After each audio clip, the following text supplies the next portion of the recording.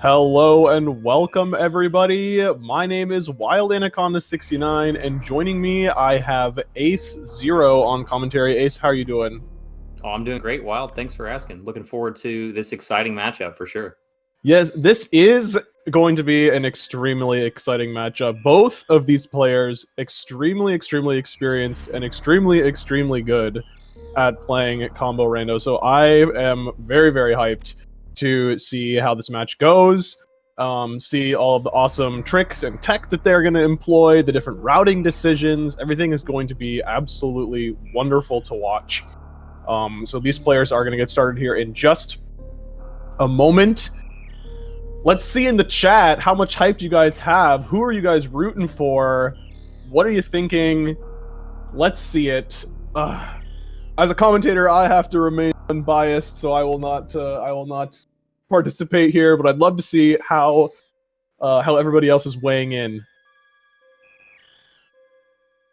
Yeah, I think we're going to see quite a few people rooting for the seed and hoping for something a little bit trolly to give both of our runners some trouble. Rooting for the seed, I love it. As long as we get a good match, that's the biggest thing that I'm looking forward to. I mean, both these runners are people that I definitely enjoy watching. Both have a ton of experience with both games, vanilla and randomizers, and as well as the combo, of course, SMZ3. So we should have a really interesting one here. Absolutely. Now, if people are rooting for the seed, I'd also love to see what are the most trolly places for items that you guys want to see. Ace, in your own experience, or playing or watching, what do you think is either the best or the worst, depending on how you look at it, some place for an item to be located? I like some of the vanilla Link to the Past items just because of how many checks are in the game. Some of those vanilla ones in their dungeons can be some of the worst. Like, for example, Kano Samaria in Misery Mire can be pretty bad, especially if you have to take a long trek there. You don't want to jump in there without the cane, so... That's pretty awful. Like, especially like in the situation where you only have access to Mire through Lower Norfair, for example. Right, and you have just a long way there, and you get there, and maybe you didn't have the medallion on the first trek through, and then you finally get the medallion, but you're like, I don't want to go in because I don't got the cane. You know, it's a tough decision. It's a tough gamble to, especially. Well, I like how you mentioned Mire too, because that's a tough one because there are only 2 items there that you have a chance at getting. All the rest are just, dungeon items and keys and whatnot. Yeah, absolutely. And you definitely don't want to go in without the cane, because you aren't even guaranteed to get both the items. Oh, yeah. Yeah, if one's on Vitreous, then it's just rip that item.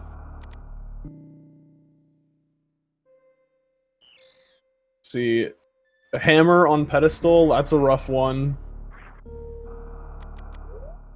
Morph at Lumberjack, oh gosh. You see, with like Morph at Lumberjack though, like, that's an interesting, like, obviously that's terrible because it's forcing a Aga play, but it's actually, in my opinion, it's not actually that bad, because you're so severely limited in Super Metroid at that point that there aren't very many checks that can be done, depending on the items that you're getting, obviously.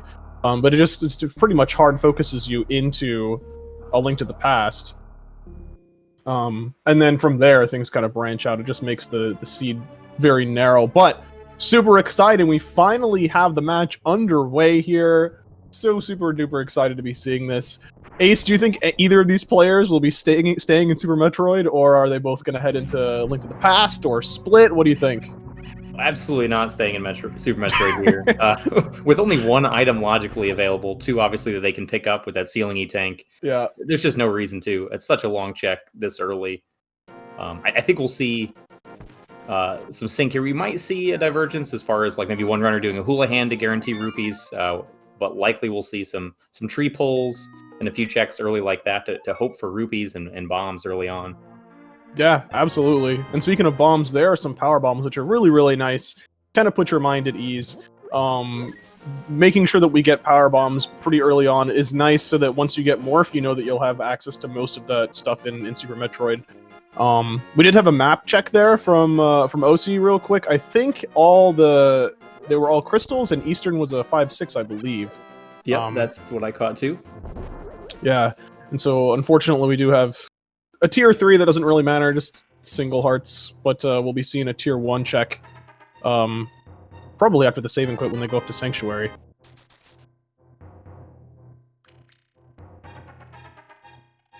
And you see Aussie killing some of the guards there with the pots as well. Presumably Alu will try this as well because, you know, prize packs obviously are randomized. Seeing they might get some bomb drops. Unfortunately, no rupees or bombs yet. What's the reason to do that Houlihan early on? The big reason for Houlihan early is if you don't have rupees and bombs, just to make sure that if the tree pulls end up being bad, if the bush crabs end up giving you prizes you don't want, you're guaranteed to have plenty of rupees. And the Houlihan pops you out when you leave at Link's house, so you can grab the bombs from there's a couple bushes that are 50-50 chance of bombs. You can grab those on your way into Kakariko to guarantee your ability to check the race game. So it's a more time-consuming, but a more conservative play. Whereas what we see these guys doing is a little bit more aggressive, but a little bit faster. Yeah, and we do kind of see a divergence here too. Alu picking up that red rupee drop from that buzz blob there.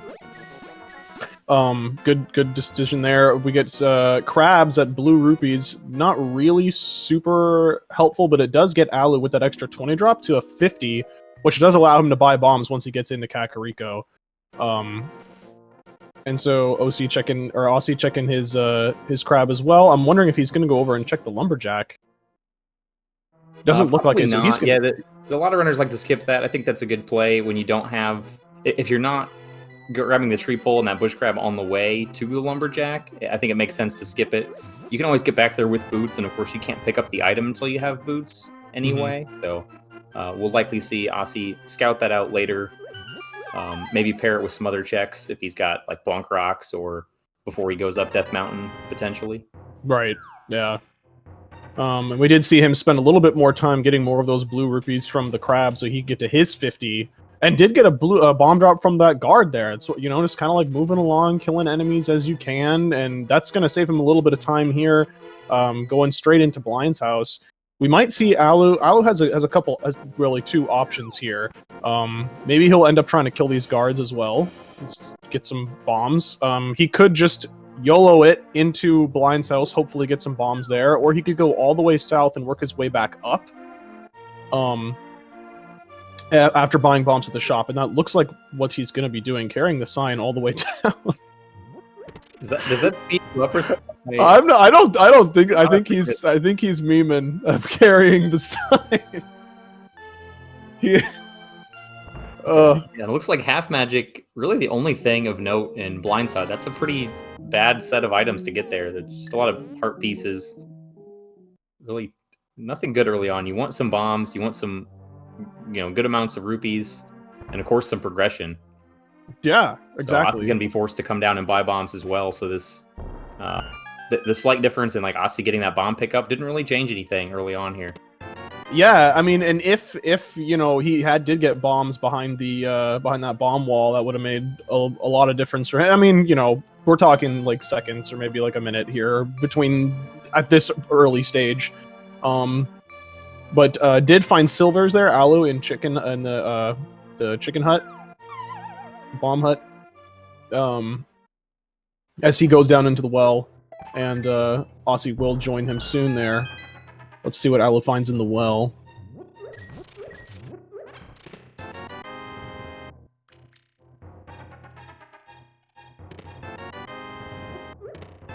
Making sure to grab those bloopies and those in the pots as well, just in case they get some 50s or something else to hopefully buy from that bottle vendor. But it's looking like he's going to have to be left alone, and the well coming up dry in terms of good progression items and stuff. Alu gonna find out that the same is true with Blind's house.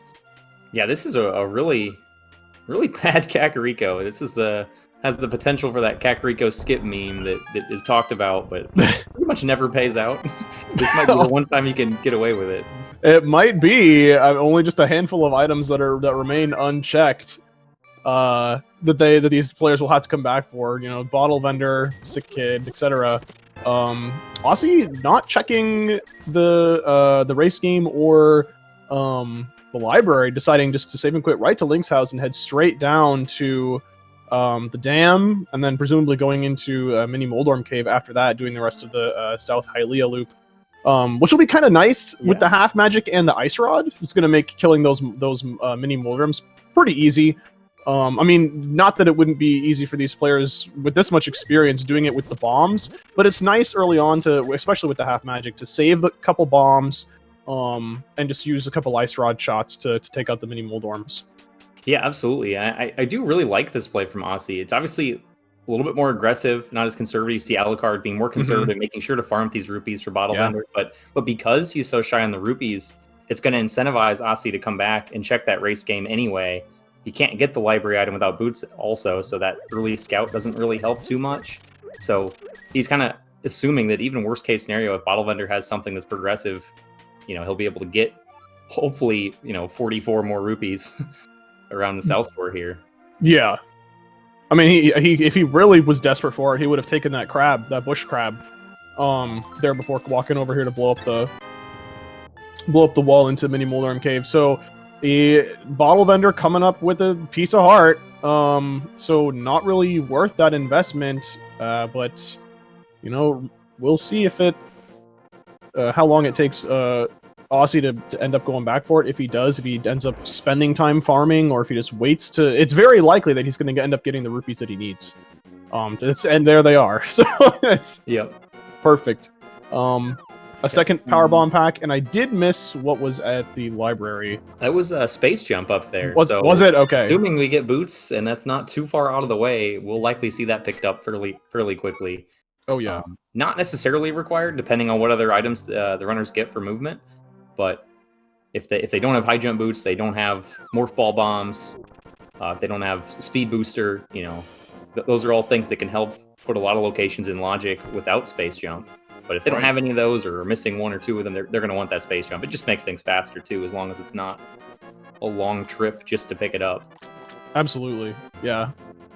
And generally, library's not too out of the way to head on back to, because Kakariko's a pretty central location for a lot of things. So because of that more aggressive play style that we're seeing from Osse, that you've been, or Osse, sorry, I keep switching back and forth from Osse, that you were pointing out, he is already done with Mini Moldorm. He's already checked Ice Rod Cave. He's gotten a number of super packs, which is also pretty nice. I think we've seen 3 so far, maybe a couple more, but that's really nice for Super Metroid early on, making things just go fast and not having to worry about ammo so much when fighting bosses. And so now he's heading on into the escape. Yeah, this is one of the 2 dense locations he's got left. He's got Escape and then the Sahasrara Eastern area. But with that being a red crystal, this makes a lot of sense to do Escape first.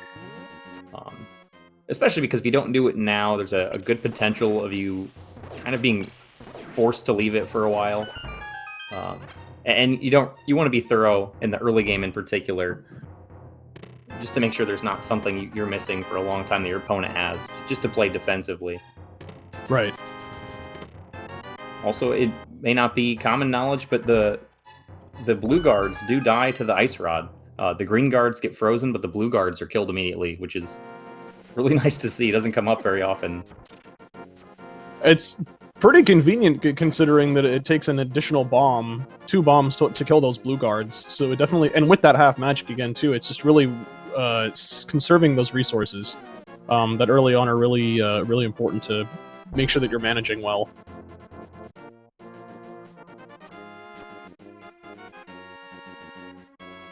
Yeah, absolutely. We see Bombos. That's our first medallion, so no idea yet if that's going to be required, and of course no sword to use it at the moment, but with a sword that could help speed up some things, make a lot of rooms or dungeons safer. Could be required for Ice Palace, as well as Mire Turtle Rock entry later on. Absolutely. I was a little bit concerned there about Alu and those crabs trying to get into Ice Rod Cave, but excellent strats there from Osse as well to kill that ball and chain guard by throwing the frozen guard at him twice. That's nice. I haven't seen that before. We're just getting the map though, so likely going to be heading on into Sahasrara and Eastern Palace. Yeah, I didn't even realize Alucard was that low on health. I didn't hear the double speed heart beeps that he likes to use. He was just high enough to not have that trigger.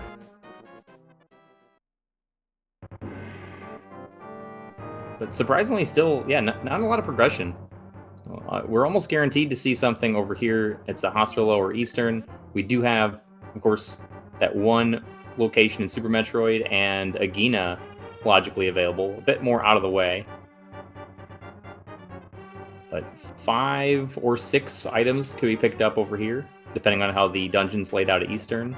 Right. But there's the progression in Sahasrara. Morph there Ball it is. And the glove. And the glove, yeah, which is really good. That's gonna allow the backup escape 3 chests to be checked, where it looks like Osse's going to check those right now. And we do know that because the map was in the Zelda Cell chest and the small key was in Sanctuary, we do know that the chest in the Dark Cross room in the escape does have an item of some sort. So these runners are definitely going to be keeping that in mind, and maybe leaving it behind or intentionally heading back to it to grab it later. Yeah, it's pretty tough to get through from the back without like a sword or hammer or a good way to get that small key from the rat. Definitely not worth the time investment for the most part to do that with bombs.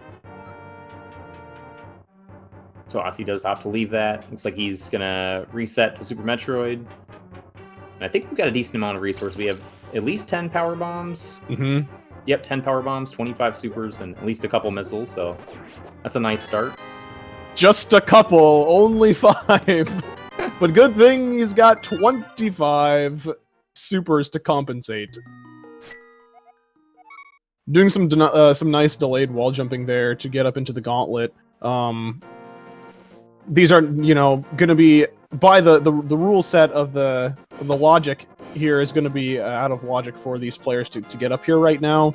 But it's Super Metroid's one of those games where, and I mean, A Link to the Past too, like, the more tricks the more items that you can check as efficiently as possible is just it's only going to help you in the majority of situations.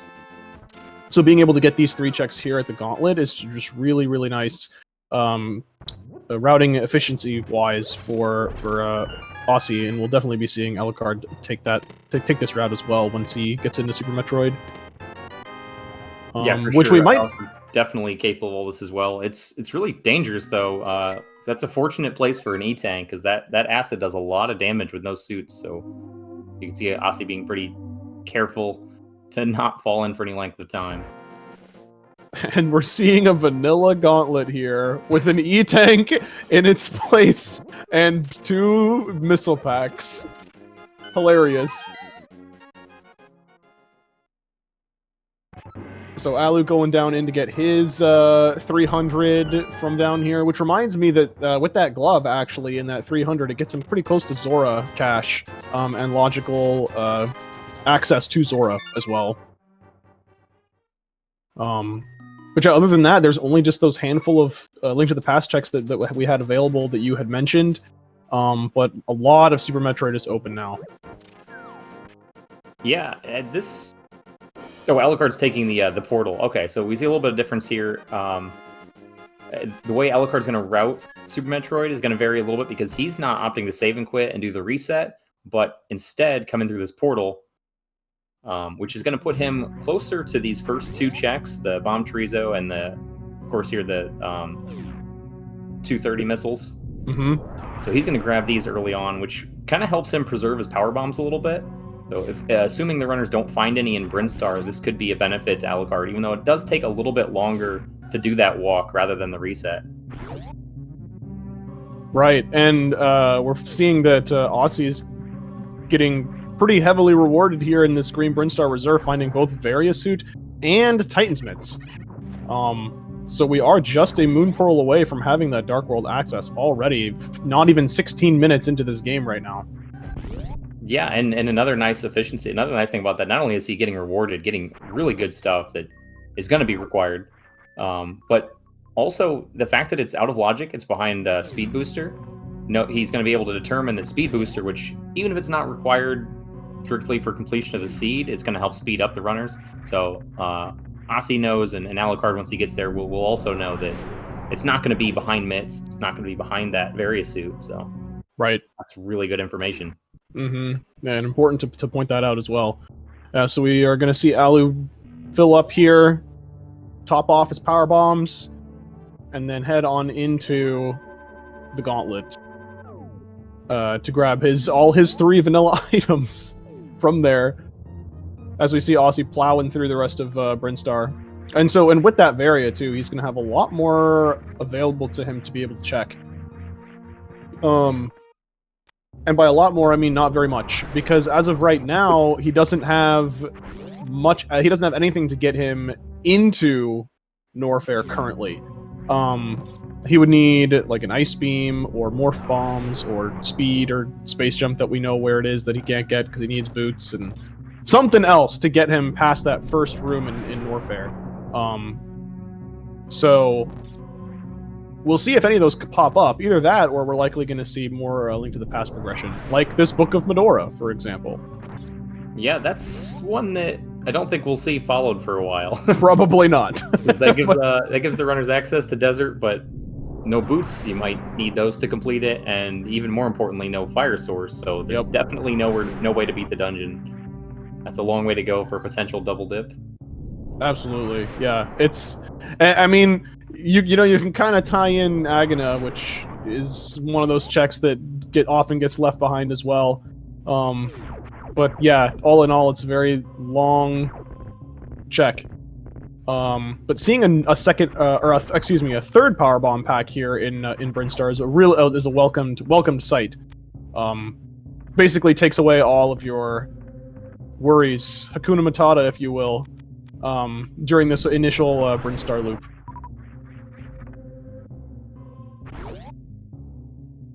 Yeah, and Osse's doing a great job with some of these tricks to get into those Spore Spawn supers, to get the power bombs, to do this wave gate glitch here. Just doing a fantastic job showing off, not really losing any time by having to do some possibly unintuitive techniques to get these items.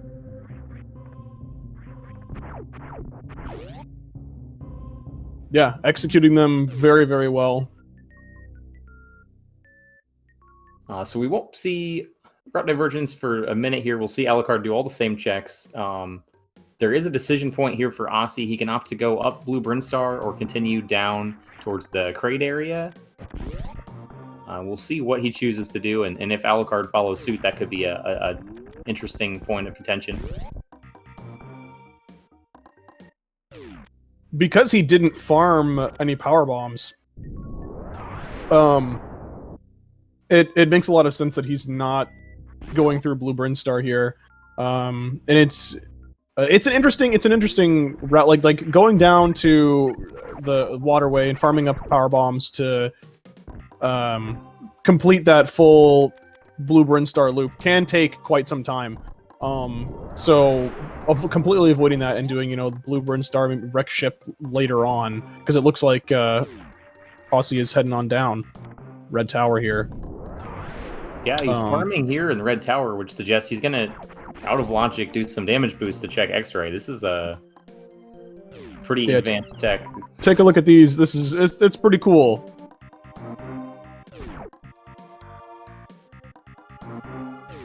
Yeah, some interesting, a lot safer than without it, but sorry, go on. Yeah, I was just gonna say, so it's important to note here, there's some nuance to this trick. And so what's important to note about doing it is that your damage, your invulnerability frames from taking damage on spikes is much less than your invulnerability frames from taking damage from the enemies, as well as just the damage overall. If doing this without Varia, it would be much more important to be taking the damage from the waivers or clams, if you will. But so that's just to take the least amount of damage and then set yourself up for that final damage boost to get all the way across with the waiver in position.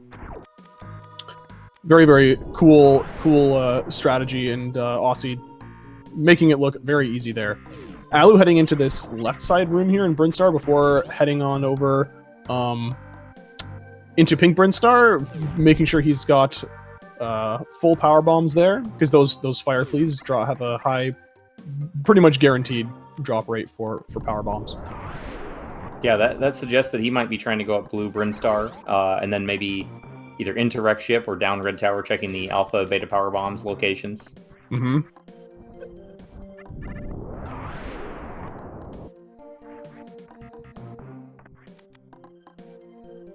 But the nice thing for Osse having skipped those, obviously for Alucard, it's a little bit more thorough to grab those early on. But it's not like Wreck Ship is super far out of the way, so Osse's going to be able to do Wreck Ship and then still pair it with those Blue Bryn checks later, perhaps. Yeah, it's just one of those things that's really awesome to watch these races, is because you see all of the different decisions and different routes that all the different players can take, and it just keeps everything so fresh and interesting.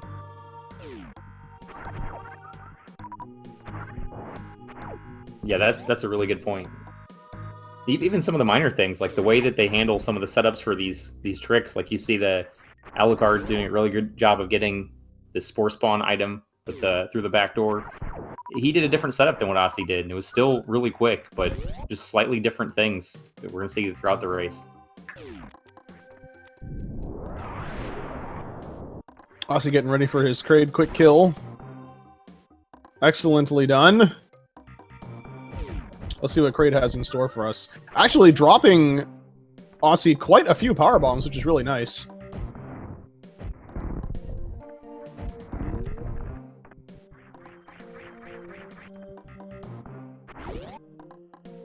And Alu as well, doing the this reverse blue gate skip there with the jumping and turning out of the door. These players had to do this without high jump, which makes it definitely more tricky, more involved of a trick without high jump.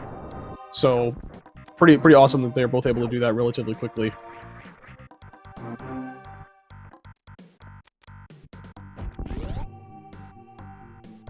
Yeah, absolutely. We're seeing a good showcase of skill from both runners. But, so not a lot of progression looks like at Kraid's Warehouse. Nothing really of note there, apart from, of course, the required boss. At least it's quick to clear out, so you know that both runners are going to be doing that at some point. You never feel too bad if it ends up coming up empty as a runner. Oh yeah, absolutely. And so we do see Alu coming into the blue Brinstar loop. Now with coming in here with just 8 power bombs, or 9 before he had opened that door, it's gonna cause a little bit of an issue when he's going to check the Criteria Super Missile item. But he did already find a bottle and a lamp, which is really nice. So there's that fire source to be able to get through desert. If he does decide to go there. More money is allowing for. Don't need to farm for Zora now. Yeah, that's money for the rest of the game, pretty much at this point. You got that right.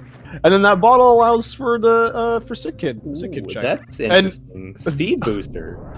Okay, so now Ace, fill us in a little bit. So you had mentioned that. Also, just by the way, this speed booster really helps with power bomb conservation in this series of checks for Alu. But you were saying how the mitts and the various suit are blocked by speed booster in Green Brinstar. So because speed booster was up in that ceiling check, which was out of logic, what does that then mean? That means that those are even further along the item chain. So that means that either the boots are required to get the space jump to get up there, or potentially the morph ball bombs, or the high jump boots. Those are the things that could be required to get that ceiling E-tank item. So the runners know that none of that is going to be behind, or at least one of those items is expressly not behind the mitts and the various suit. And those are all things they're going to want to get, even if they don't need them. Oh yeah, absolutely. So what's really interesting and important to note is that all the stuff that Ace is going to be doing right now, is going to be out of logic. These hell runs, these heated rooms, they are going to be out of logic for him. He's not going to find any of those items there, the high jump, morph bombs, or Pegasus boots.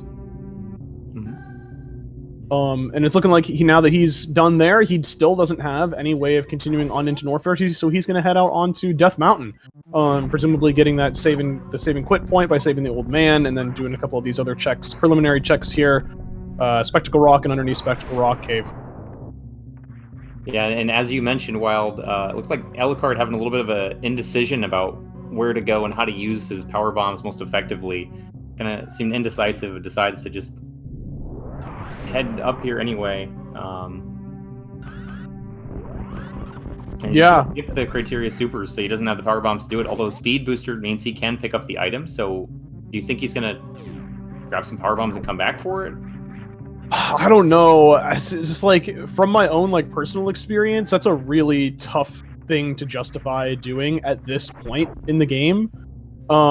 It feels really bad, especially having speed booster to have to skip that because of the power bombs. I don't think he's going to go back and do it. I think that there's another point in time when he's going to head back through that portal or reset back to Super Metroid and be at the ship, and just be a little bit more in the vicinity when there are fewer dense areas to check. Because right now he's got all of the wreck ship to be doing. Right. So he's got a lot of other checks, and so just the likelihood of that item being something that he really needs at this point is low. Also considering the speed booster and what is locked behind speed booster are all out of logic right now. So whatever's there, obviously that doesn't mean it can't be good, but it's not likely to find him the progression that he needs right now. Yeah, that's a good point. Speaking of out of logic things too, we see Osse picks up the bow from the old man, and for him that's out of logic because he hasn't been to Blue Bryn to pick up his lamp. Dark rooms, that one seemed to take a little bit longer than expected or than usual because he didn't have any sword or any way to really navigate, but still didn't have any trouble with it. And same with the Eastern ones, we'll see Osse not worry about these dark rooms so much. He's just going to do Eastern and get his crystal. It's a good play. Yeah, I mean 3 items plus that crystal, and yeah. So that bow, we know the bow is in logic because we know just our us and as commentators and all our omniscience know where that lamp is, and it is fully logical for them to get. And then this fire rod here for Alu at the moat. Yes, it's both fire sources, and that is in logic. Although these wreck ship plays are not. The moat is. You don't need the speed booster to get there, or any movement items really, apart from super missiles and power bombs and the ability to get through those 2 doors. Right. But yeah, but getting across the moat though is another story. Mm-hmm. So without logical access to the speed booster, is really the. I mean, you could get across with the CWJ continuous wall jump anyway. But yeah, so just keeping in mind the stuff that is found here in the wreck ship by Alu, it will still continue to be out of logic.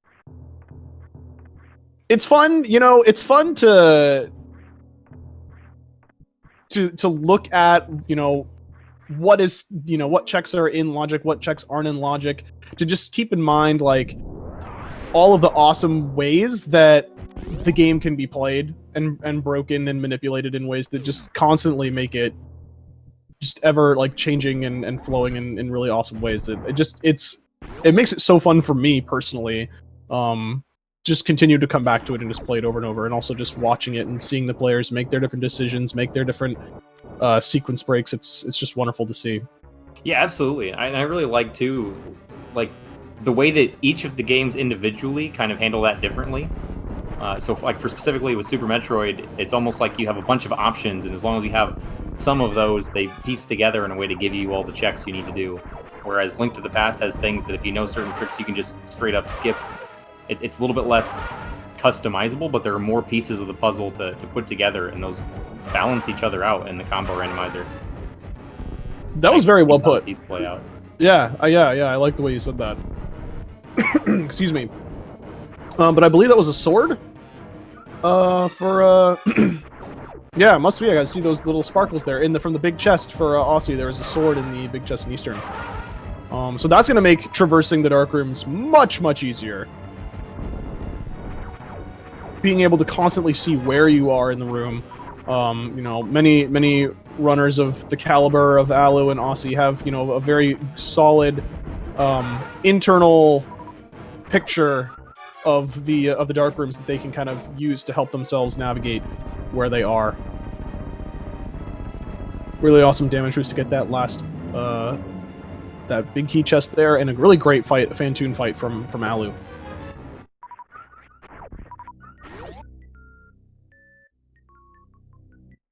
Yeah, for sure. So we see the official score, if you want to call it that, of bosses tied up at 1-1. 2 different bosses beaten already, which is very interesting.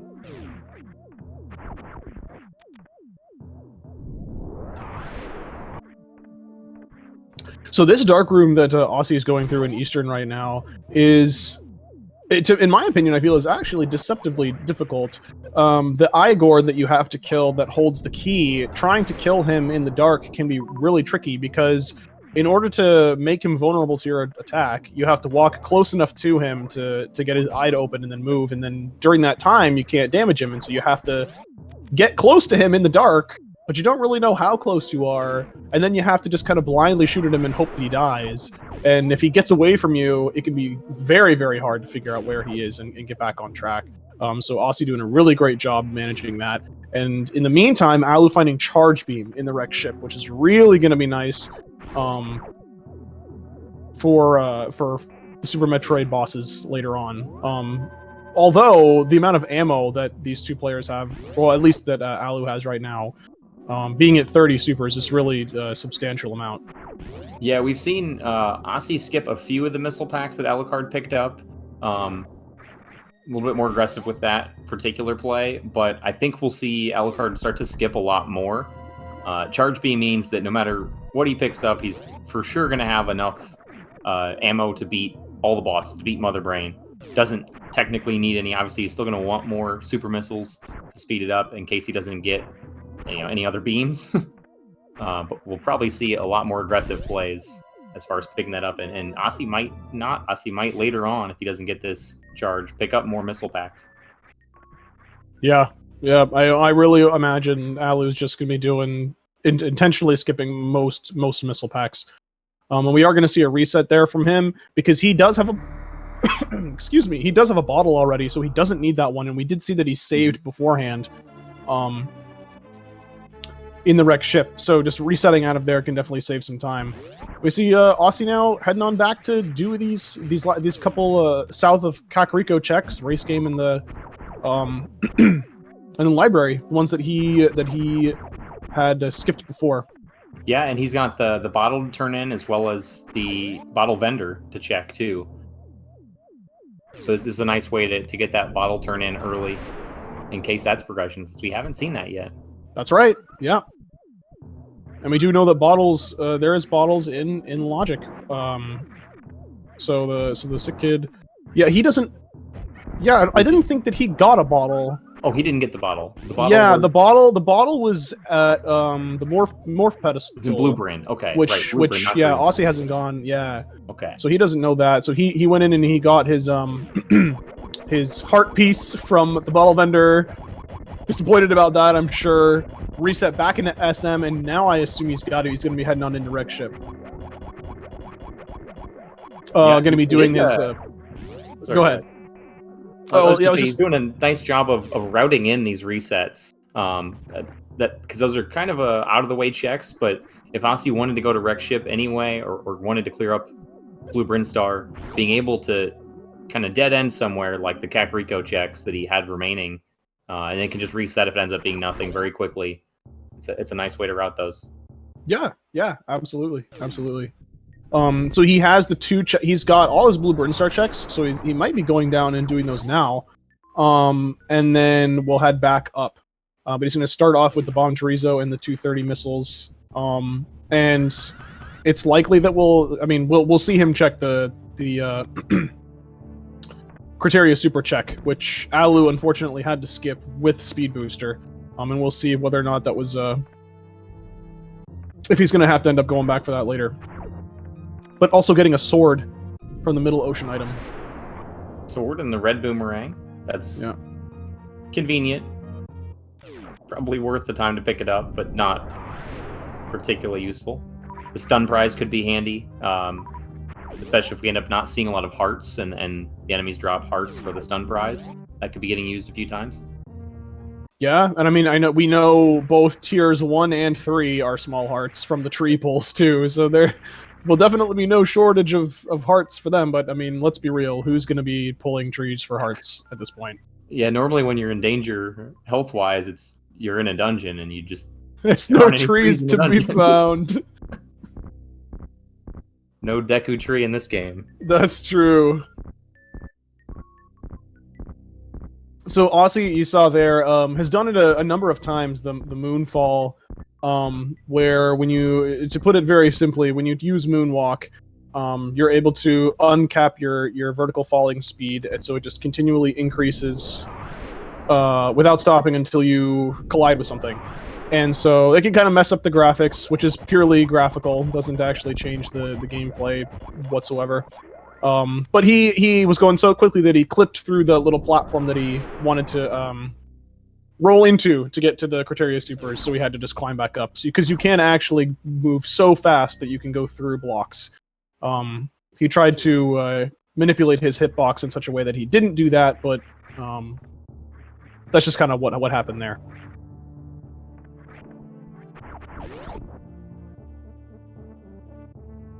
And it ended up being nothing. Piece of heart again. Yep. Who'd have thought? Yeah, there's quite a few of those. A lot of pieces of heart, a lot of red rupees, a lot of missile packs. So, in spite there being 316 total items, turns out a lot of them are not important.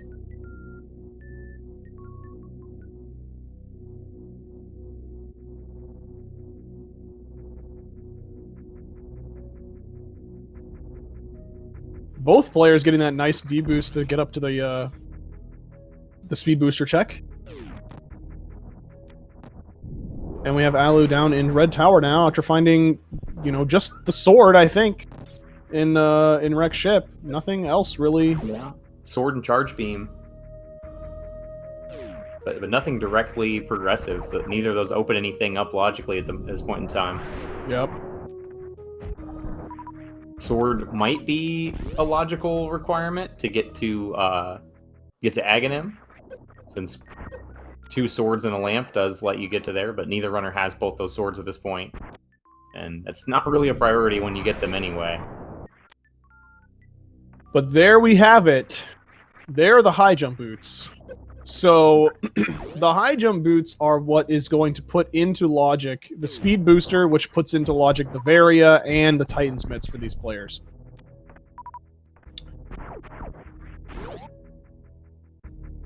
Okay, and at the same time, Osse gets his lamp, so now he knows that his bow is in logic, as well as the completion of Eastern. That didn't really give him anything but the crystal. Yeah, unfortunately. He did also get his bottle as well, so he'll be able to check the sick kid, which still remains unknown.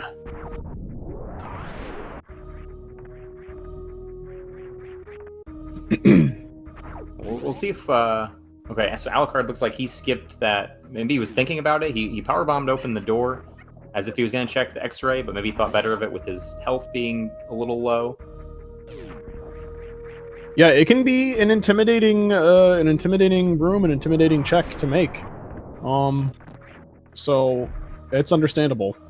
Yeah, and even Osse, of course, took the time to farm up a little bit before doing it. Alucard could have done that, or could have taken the health refill actually at the bottom of Red Tower on the left side. There's an energy recharge station, but probably figures it's not in logic, it's not worth the time. Yeah. Absolutely. So, with this high jump, though, it also... Well, I guess with the speed booster, actually, it did allow more of Norfair to be checked going through the Frog Speedway. But with the high jump now, it also allows... excuse me, my goodness, it also allows them to go through the normal path into Norfair. So I'm assuming we're going to be seeing some Norfair checks pretty thoroughly from Alucard here, and then also Osse, unless he decides to head back to the wrecked ship, but it doesn't look like it. So he'll be heading on into Norfair shortly.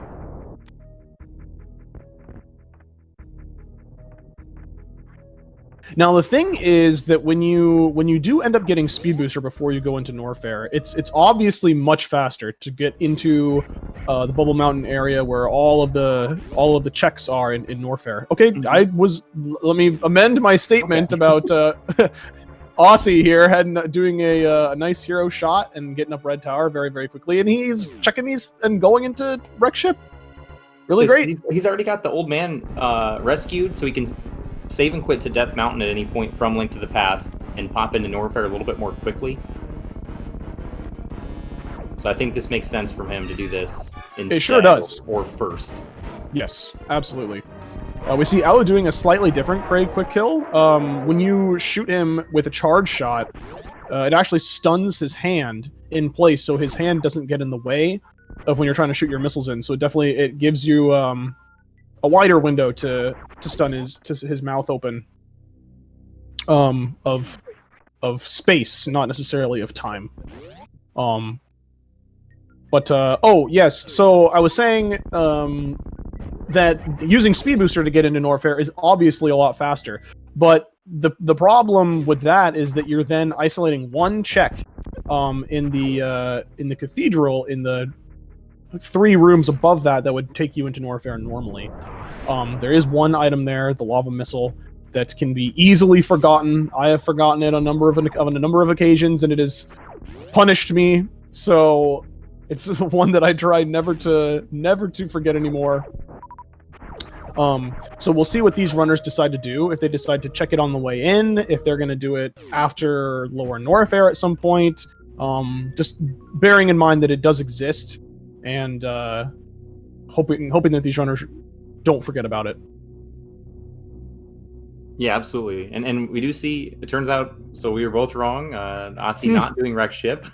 He's getting those 3 red tower checks and coming back. It might be maybe the high jump boots he thinks are good enough, that no reason to push wreck ship. He's found some good progression there. It's not necessarily a waste of time. I'm not sure, but... Well, yeah, I mean, the high jump doesn't put... well, I guess no, it does put wreck ship into logic because it gives the speed booster. So, I mean, yeah, I don't know. It's interesting. It does give him ability to maneuver around here in Norfair. Like, for example, Bubble Mountain without high jump is not very convenient. Not really, no. So it makes these jumps easier. It makes a lot more things doable and faster here in Norfair, so... Yeah, absolutely. And we do see him taking the upper path, so he is going to be checking this lava missile, which is morph bombs. So, interesting. One of those items that we were talking about earlier that would have put the speed booster and all other items within logic. But now it's just it's an amenity at this point. Yeah. There are very few situations where it actually would still be required for them to make checks and progression, but so very, very small. It's still kind of nice since they only have 15 power bombs. So this is about the end of where it becomes useful. Like, as soon as they get another power bomb pack, it's pretty hard to say that they're very useful. But even for that, it's nice to have. Yep. So Alu is going to get his bow. As Osse is checking the number of checks here in Norfair, so far not finding anything of interest.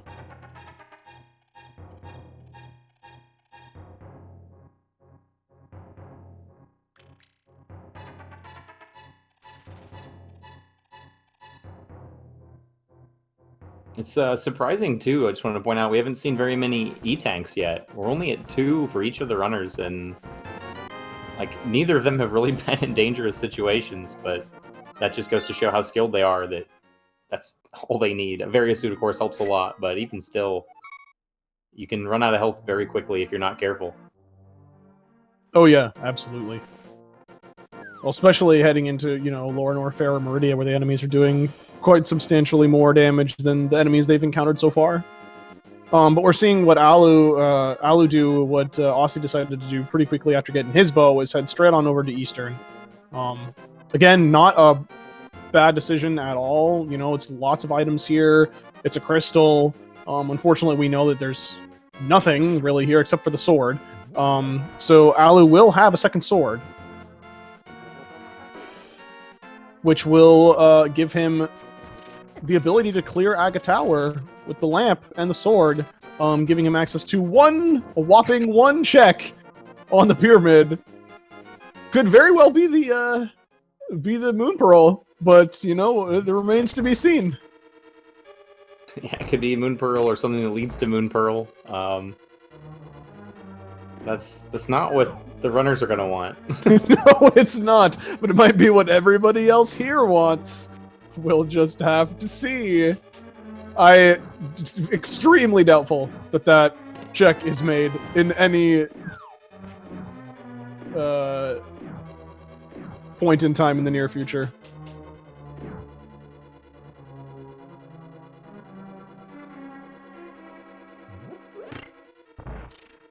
So still coming up with nothing. Finding that single arrow there though in Bubble Mountain Missile. Aussie heading on down. He's going to sequence break his way. Nice first try Blue Gate glitch. Down to Crocomire.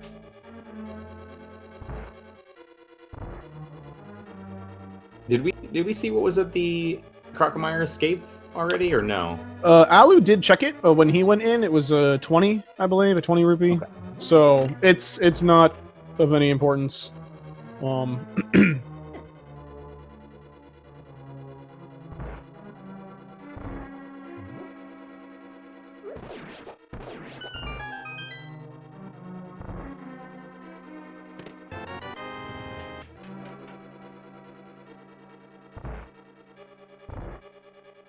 And Aussie doing a really nice job of getting a missile and a super missile in each time Crocomire opens his mouth to get just the most backpedaling he can get to speed up the fight without, you know, having to wait for Croc to stop and hit him over and over again. Some of the task fights of Crocomire are hilarious, where they do just like throw so much ammo at him, as well as like all 4 particles of an X Factor, and just basically like one-shot Crocomire back into the acid without plasma and charge. It's pretty awesome.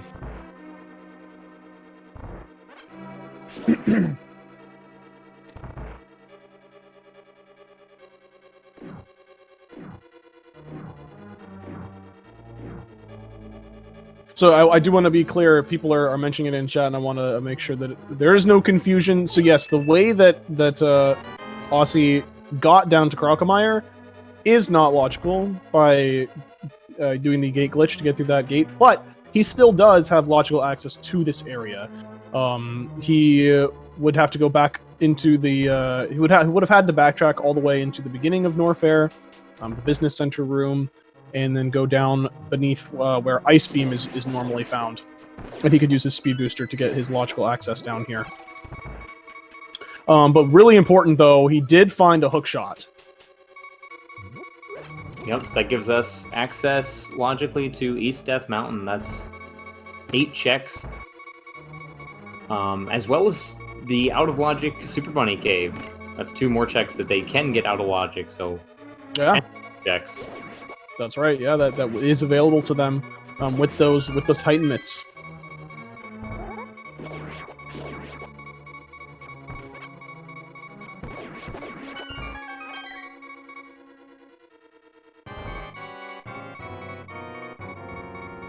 And it's a pretty convenient check on your way out of Norfair as well. You know, you're just going to pop right through the portal and head right on over.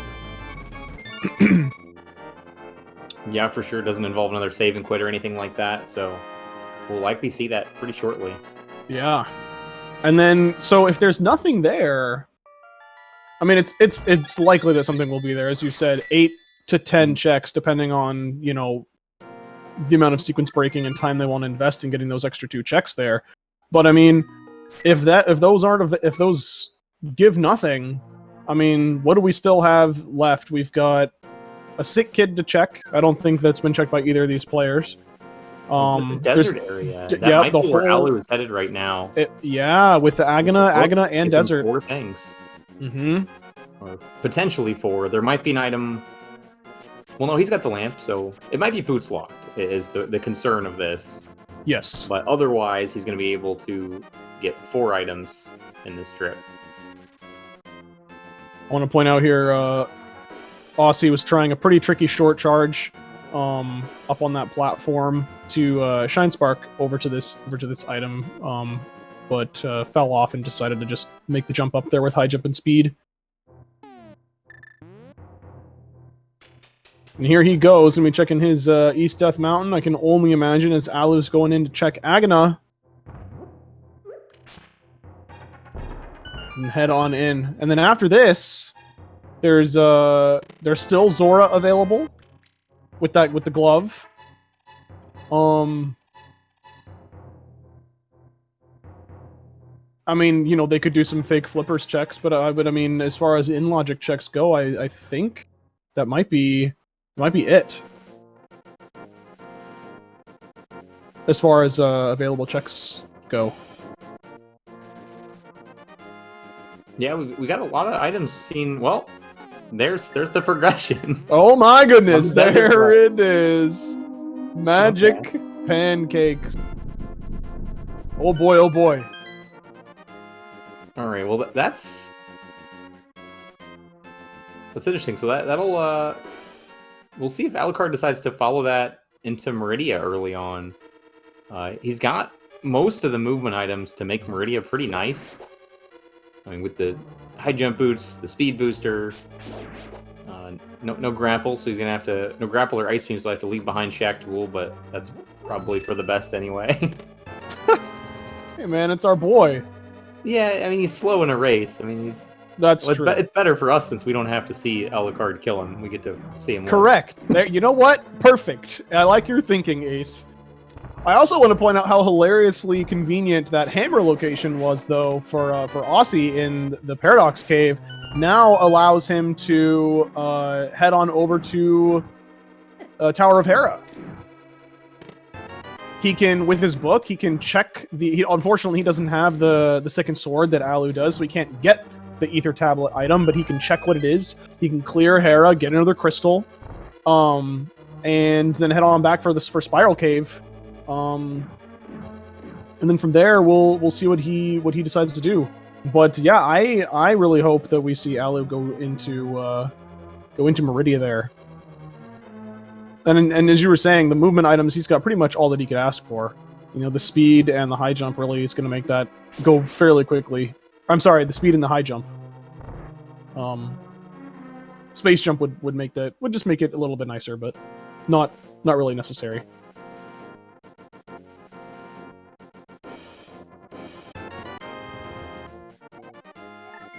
And so because of key on the torch there, Alu's unable to clear desert, so boots are going to be required.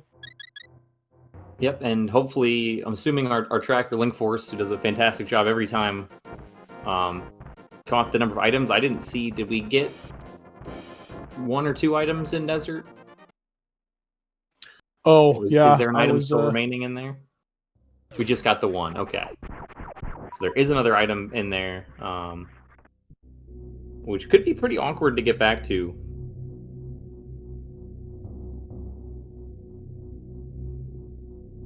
And so we do see Aussie doing a really cool trick called Hera Pot to get himself up to the top of the dungeon to do a couple of checks really quickly, because he already did get one of the checks, which was, or one of the items out of 2, which was arrows. And so he, you know, making a gamble, jumping up to the top, check these really fast, getting the I guess it's not really a gamble. I should revise my statement there, but getting his second one, the flippers.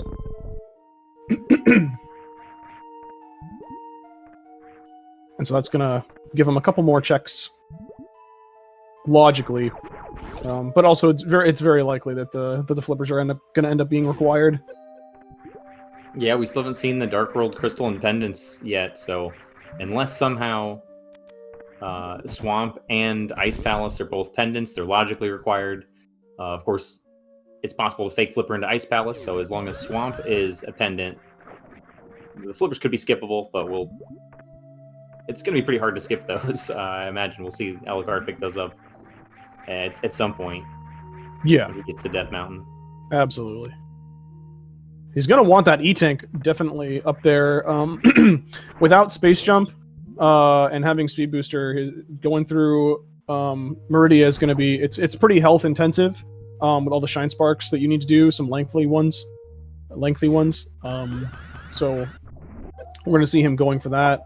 Oh no, yeah, that seemed to be the problem. I saw he was trying to do some wall jumps to get a little bit more height initially entering the room because he knew his health was too low to get up there normally.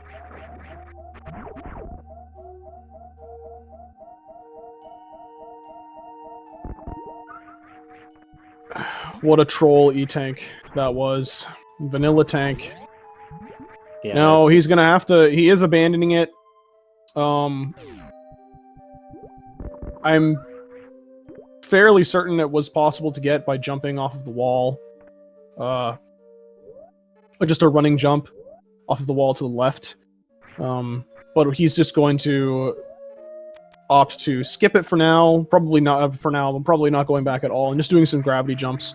All in all, not really losing too much time to continue on through Meridia.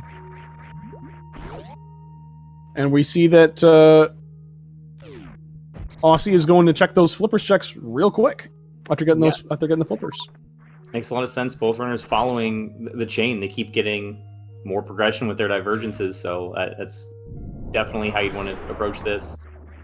Follow what you picked up and hope it continues to pay out. Yeah. Did he check Spiral Cave before he went down? I missed it as I was watching Alu go through Meridia. It was nothing... It was a piece of heart. Link Force Tracker confirms. Yeah, I saw it and immediately forgot what it was since it wasn't important.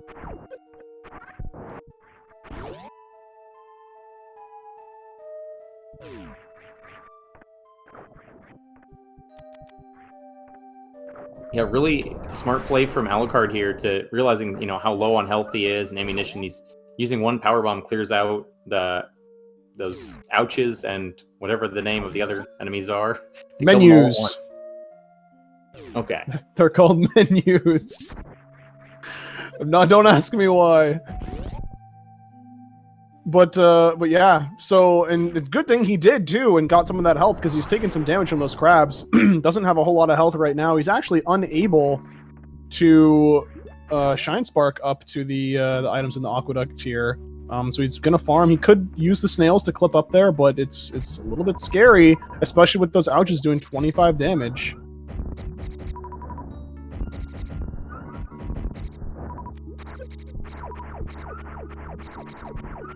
Blue cane on the ledge. I don't think was there anything in the... There wasn't anything in the waterfall cave, I don't think. He did throw in... Oh no, the cape, that's right. Thank you, Link Force. The cape was there. Which I mean is really only good for one thing at this point. The bumper ledge check. Well, and the spike cave once we get the the moon pearl. That's true. There was it immediately obsoletes the blue cane since you don't really need both safety items. So it saves Osse the trip of walking around and picking that up. Yeah, that's right.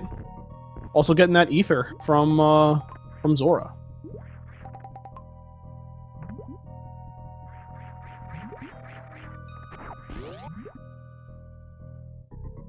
Alright, so Osse pretty much exhausted the rest of the dense locations he's got. Gonna be following his book. And I imagine be right behind Alucard into Meridia after picking up his gravity suit as well. Yeah, I can't really see another justifiable play at this point for Osse. Yeah, he does still have wreck ship, but it's... Oh yes, of course. Yeah, this still makes sense. I mean, he's got wreck ship, but it's kind of by itself, and there's a lot of time loss potential or time to be saved in that area. It's tricky. Like, you know, if you could put it off for later, you know, it's pretty good. Like a go mode wreck ship is very fast. You're saving a lot of time by just jumping in, killing Fantoon, and bailing immediately. And so, I mean, there was only the sword there. So, I mean, if he finds another sword somewhere, you know, and continues to put off the wrecked ship until go mode, that would be very impressive, one thing. But two, like, it would be such a large amount of time saved. And a nice full halfie there from Alu. Yeah, it looked like he was practicing that before the race. And it was like the practice is paying off. Very nicely done. Yeah, I want to mention too, the interesting thing too about the wreck ship play is that what unlocks wreck ship is the speed booster, and the fact that has already led to other progression sort of might be something that pulls Osse away from it. That's what led him to his hook shot, which led him to the hammer, so it's a little bit less likely that it also leads to progression in wreck ship.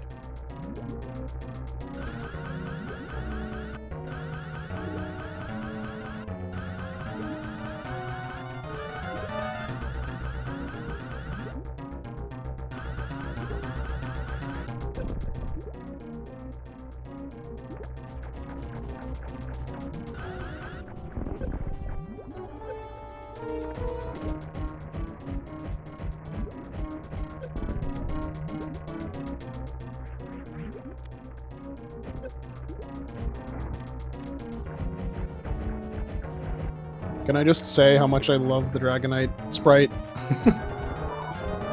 It's pretty great. It's great. I hope we get to see the bunny version as well. That would be wonderful. Yeah, I don't want to spoil it in case we get to see that. Yeah, no, of course. Enjoyment of anyone that hasn't seen the sprite, but I do really love the bunny sprite for this one. Well, there it is. There's less likelihood of bunnies from Alucard, because there is the Moon Pearl. There it is. Oh, man. So, real important find for him right now. Now, what's interesting, so he's got, what I'd be interested to see is whether or not, like, after he's done with some of his Meridia checks, if he decides, he doesn't have his slippers yet, because he hasn't gone to Croc to get the hook shot to get to East of Mountain, or he hasn't even gone into Norfair at all, has he? So he won't go through this portal here. He's likely going to finish Meridia and then head into Norfair, where he's going to get his hook shot, and then likely follow that into a lot of A Link to the Past clearing.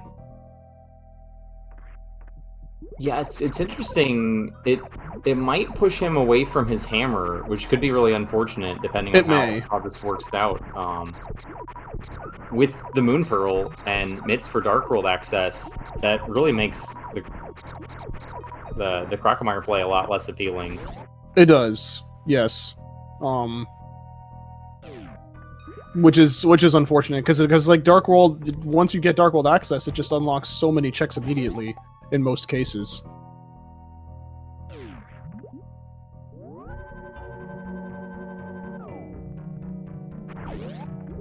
The only thing that I could see possibly bringing him back a little bit, like leaning him more toward that, would be finding something in Meridia here that would take him, give him the decision to like go to Lower Norfair or something from here, which will be something that I would probably want to do, because that's just my play style of trying to do as much Super Metroid as I can at this point.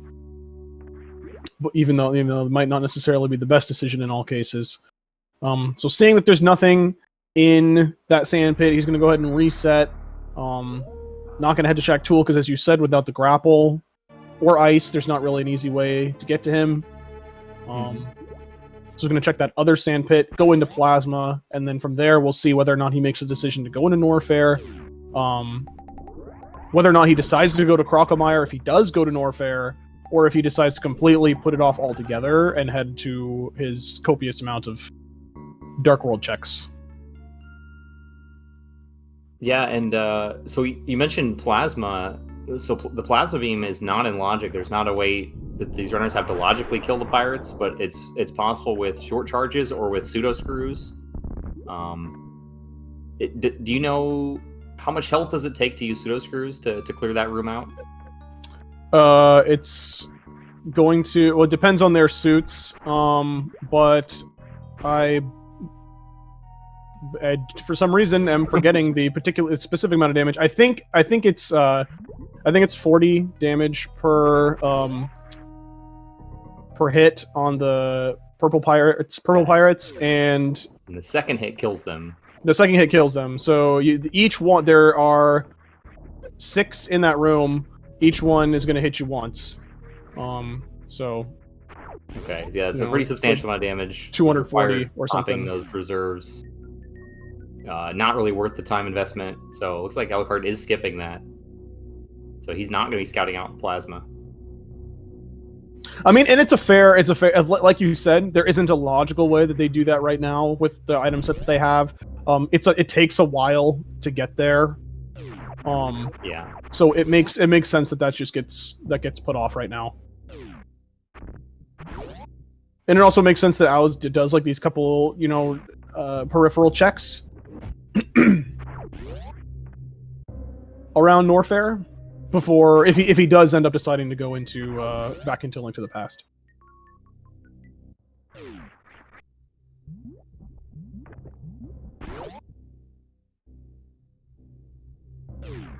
Yeah, he's definitely going to check the high jump boots items as well. We do see Osse routing a little bit differently, like you mentioned, Wild, probably because of those flippers. He might be leaving that option available to leave through that portal, or maybe just because he's already done Norfair, whatever his decision is, he's doing the sandpit checks first, and then resetting, and then he'll be going to Dragon afterwards. So yeah, and then, one of those interesting ones. There's just a ton of different ways to route it based on your items and how you feel like playing and how aggressively you want to play it. Yeah. Endless options. And we do see Alu making the decision to go to Croc, which is, from the completely unbiased race standpoint, it's going to keep things close. So that's really great that he's heading on down there. He's going to find his hook shot, which is going to allow him to have so much more to do in Link to the Past. It's going to allow him to get his hammer. He's going to have 6 additional checks on Death Mountain to do now. The Super Bunny ones being in logic now with the Moon Pearl, plus the Hookshot Cave ones. And then that means he's also going to get his flippers from Tower of Hera if he does decide to go there, which I can't imagine him not doing that. Right, since it's a crystal dungeon. Yeah, this again, like you said, it's good for the competitive race, since sometimes one runner having an item the other one doesn't is hard to measure the advantage or disadvantage, but with hammer being a specific item that you miss, it just makes so many things really inefficient. More than possibly any Link to the Past item. It makes so much of your movement around the world, the dungeons you can't clear, but you can jump in and get started, so you have to double dip. It's really bad to see one runner with that and one without it. So this is definitely going to even things up. It's pretty awful when that happens. Yeah. Yeah.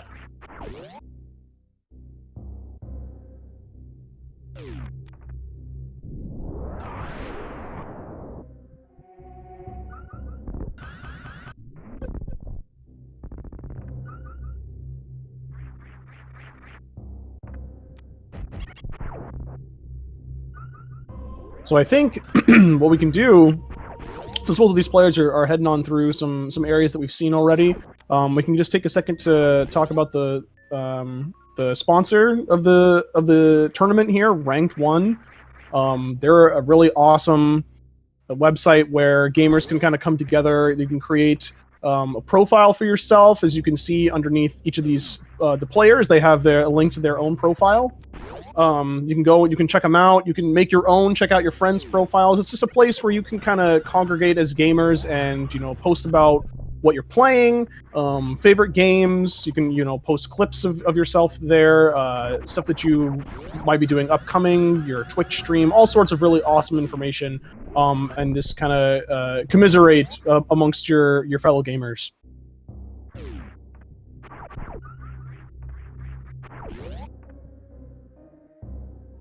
And so now, Osse getting his moon pearl. So we're gonna see. I'm interested. So you mentioned it already, Ace. I'm interested to see whether or not he's gonna end up taking that portal, straight into A Link to the Past. I imagine that he will, since he's already done Norfair, the upper Norfair at least, and he's basically cleared Meridia with the exception of Shack Tool and Plasma, because of that Dark World access now, and he's already got the hammer too. It might just make sense for him to head on in to that portal. It looks like he is going to do just that.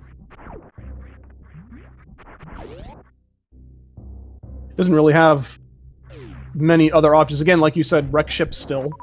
Yep. But yeah, other than that, he doesn't have a whole lot of other lucrative options, really. So this makes the most sense for him. As Alu has moved into the rest of Upper Norfair, we've got a map check here. Okay, so we've got Pod and Swamp and Skull are the pendants. Yep, Pod being Red Crystal at Turtle Rock as well. Yep.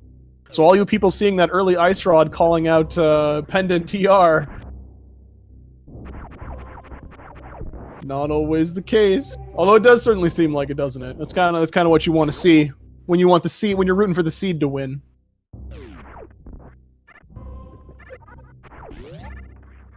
So interestingly, he decided to save quit right out of there and head back to Pendant Thieves Town. Now this makes sense, of course, because there's obviously a lot of really, this is a very dense area going to the Dark World in this part. Also, what might have influenced this decision was Pod being a pendant.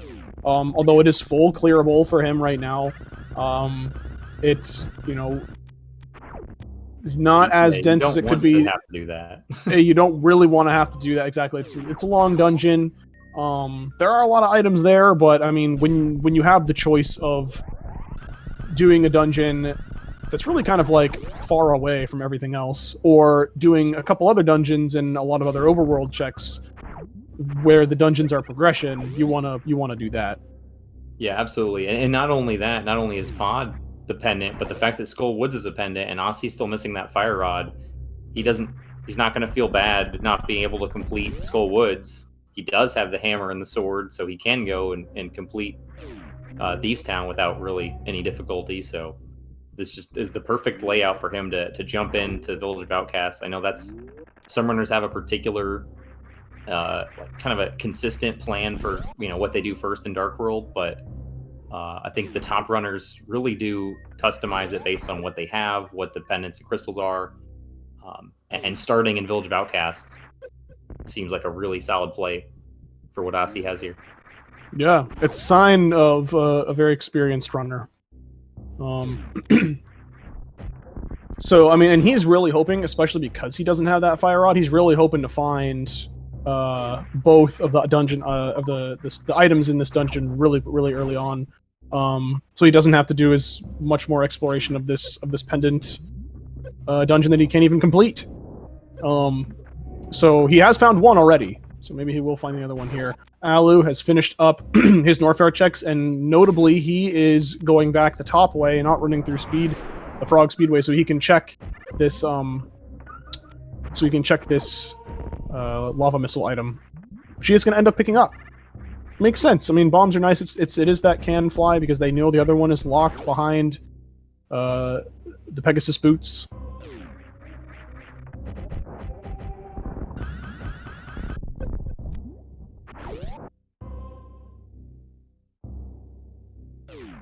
Yep, and I missed the bumper ledge check. Osse not picking up, it must not have been anything important, since he does have the cape. He would be able to get that if he chose to.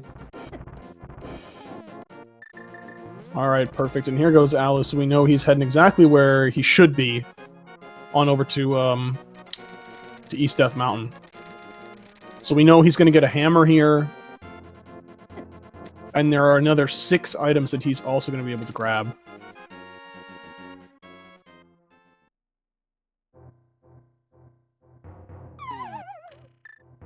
Yep. And Osse passing his pop quiz by checking these Village of Outcasts checks before going into Thieves Town, just in case it's something that can speed up the dungeon, like perhaps the boots. It's a huge time save for this one with all the straightaways. Getting rewarded with the Cane of Samaria. Yeah, it's pretty. It's good. It's good stuff.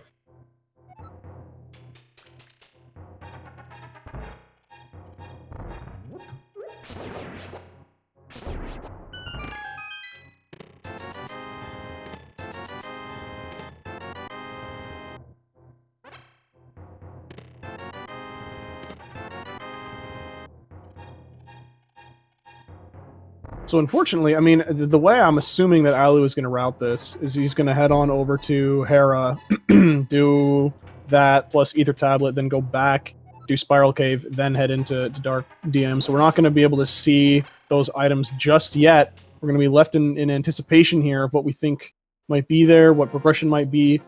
But in the meantime, we can see Osse's progression through Thieves Town here. It is nice to go in here knowing you've got the hammer, so you don't have to possibly isolate a check at the big chest. Always, never feels good if you have to leave that check behind. Yeah, and it's interesting too that so finding the cane, even if we do see something really useful on Dark Death Mountain from Alu's side, Osse with the Cane of Samaria might be more incentivized to make this play earlier rather than later to grab those Super Bunny and Hookshot Cave checks. Since he's got the cane, he could most likely go into Turtle Rock. He's probably going to want another sword just to make it a little bit faster. Potentially the boots, maybe the mirror, so he's not leaving behind anything, and Mimic Cave. But it's a crystal dungeon, and if you can for sure full clear once he gets his Fire Rod, that's a strong choice. Yeah, that is going to mean he is going to have to head on back over toward where the wrecked ship is. And I mean, at that point, he probably will end up clearing it before he gets that Fire Rod. True.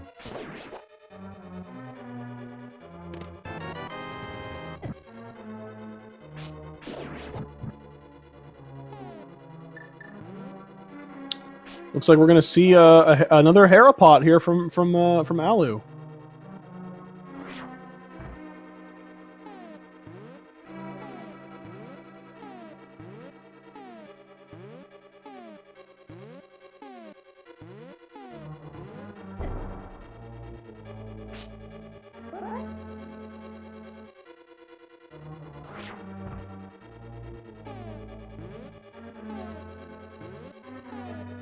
There we go. That looks like the right spot. Nope, maybe not. I thought he had it on the second one, but with the big key, he's able to skip it and not sink too much time. I know that's something that Alucard's learned pretty recently, hasn't had a lot of practice with. So definitely makes sense if you're not feeling comfortable with it or having some difficulty. Walking around's not that much slower when you have the big key. The big benefit of that Hera pot is getting to skip the cutscene in the basement with the tiles.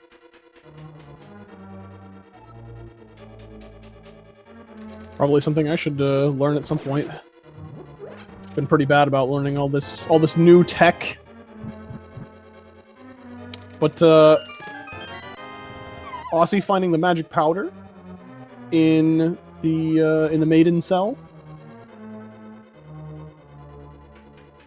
All right, that does give us an extra check and a bit more safety, so we're pretty much good. The runners are pretty much good, at least Osse is, especially with what he has on safety for the rest of the run. Boots help quite a bit, actually, with safety as well as speed and more swords as well. But otherwise, I think he's not going to have any issues.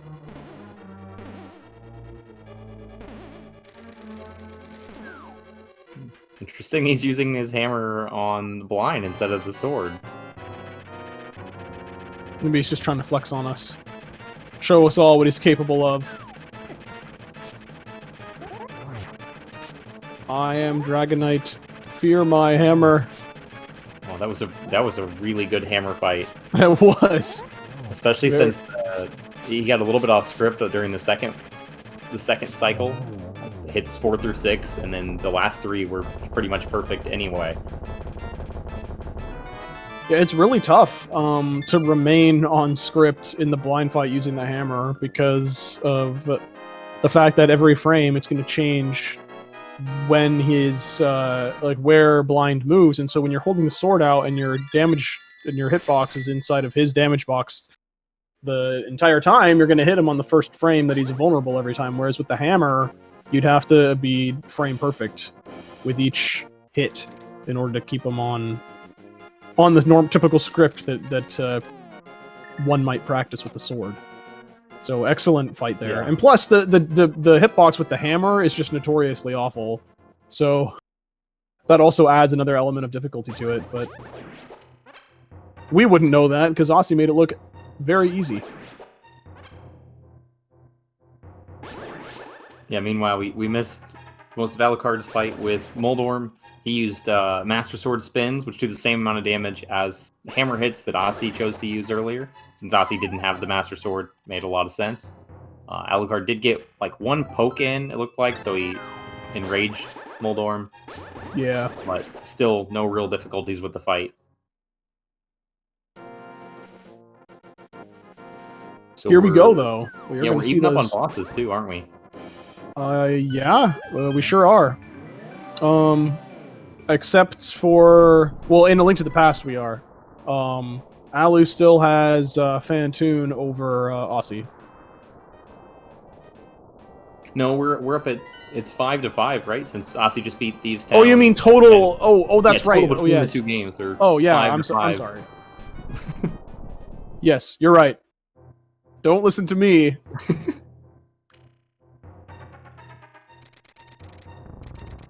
But we are also going to see these Dark Death Mountain checks here from Alu, so excited to see what this has in store.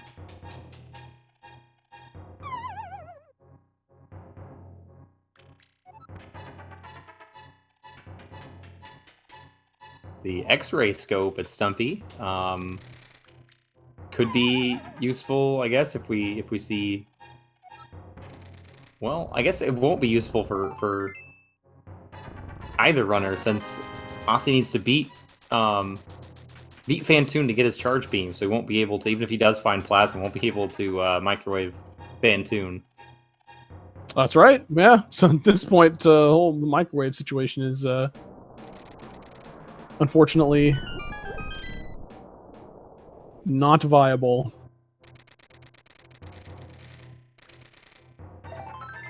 So we've got oh wow, we've got some super dense checks happening on both sides right now. We've got a height cave and a hookshot cave. So far, neither are netting anything useful. Let's see. There's an ice beam, and that's it. Okay. Wow. So those 9 checks, one of them's good. Dang. All right. Well, there you go. Medallion check here on TR. It is an ether, which Alu does not have yet. He's going to have to go to Zora to pick that up. Oh, and since Alu hasn't been to Zora, he doesn't have the cape or the cane of Samari, or sorry, cane of Burna, so he's not able to do Spike Cave either. I forgot about that. That's true, yeah. I think if you're like using the hook shot or boots or whatever, I think you need like 15 hearts or something if you're going to make it through without any kind of like invulnerability item or potions or anything. You might be able to do it with 14 if you're really good. I don't know. I know 15 is a pretty is like a safer amount, I think. I think 13 is the bare minimum. I know wow. I've personally done it with 14. I've never done it with 13, but I think that's possible if you're really clean on your movement. Oh yeah, I imagine so. All right, so this is a pretty interesting... I mean, Ice Palace is not that bad of a dungeon. It definitely makes sense. Osse has everything he needs to beat it. It's a crystal dungeon. 3 items, so it makes sense. Can be a little scary with that fighter sword. It's easy to take damage here and there throughout the dungeon, and then if things go wrong on Cold Stare, it can be a bit tricky. He did toss his bottle into the one of the fairy fountains, so he does have an extra green potion to help him out. You know, maybe use the cape to buy him a little bit of time, or get him getting some extra sword spins. Yeah, that's a good point. We'll likely see Hammer first when he gets to Cold Stare, and if things go really well, that's a tough fight too. But if it's anything like his Hammer blind fight, Osse will have no trouble with it. And like you said, if he does have trouble, he can lean on that cape a little bit, use fighter sword spins. Oh yeah.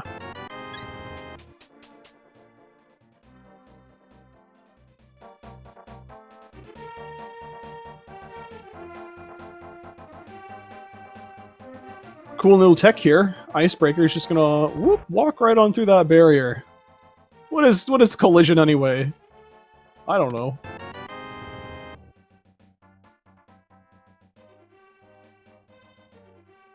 Yeah, that's a really nice one. It speeds up the dungeon quite a bit. For go mode, it's not super important, but when you're full clearing the dungeon anyway, it makes it so all the chests that you want to pick up are right on path. So it makes it super easy. It makes it hard to follow the logic of the dungeon a little bit, like what the key logic is, or whether or not certain things are hookshot locked. But it makes the clear faster, so it's worth it anyway. Oh yeah, it makes it super duper fast, really clean. Yeah, and with Kane and hookshot in hand, it doesn't really matter if the dungeon's hookshot locked or if the boss is locked by Kane of Samaria, any of that stuff.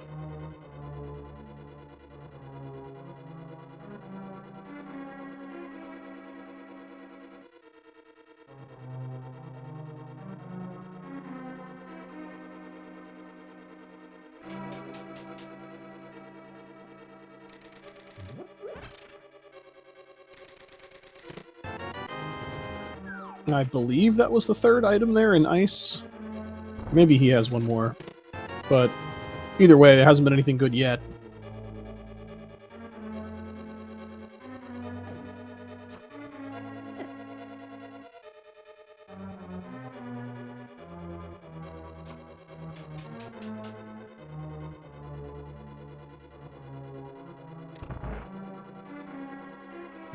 Yeah, I think there must be a third one. Either that or he's miscounted since he's doing this bomb jump back across.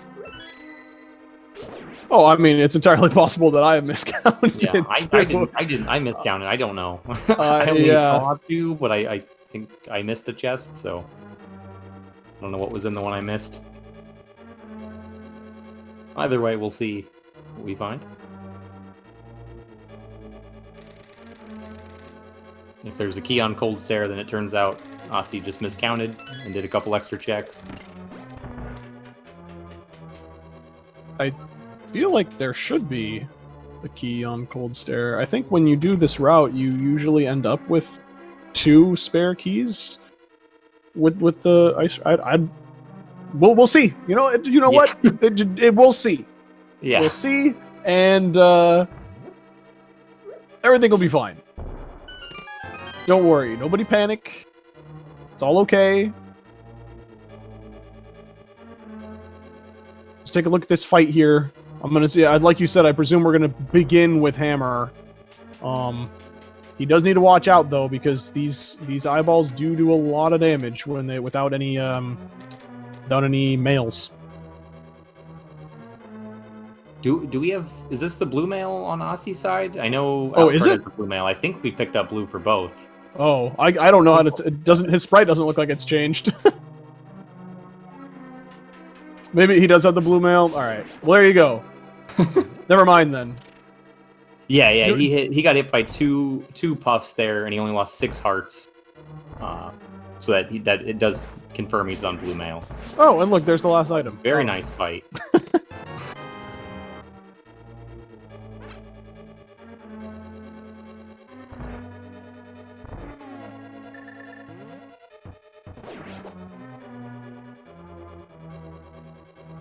Believe it or not, these players know what they're doing. They know how to count items properly in dungeons. That might be maybe why they made it so far in this tournament.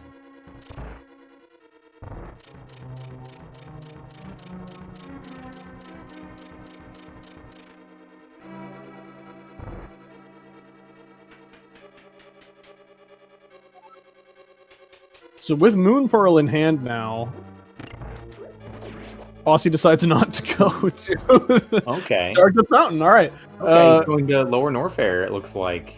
Oh, Since he goody. has the cane, he's got the cane, he's got a sword, he's got 2 of the 3 medallions. He's just going to assume that he's got access to Misery Mire, and that's another crystal. So Mm-hmm. I kind of like this play.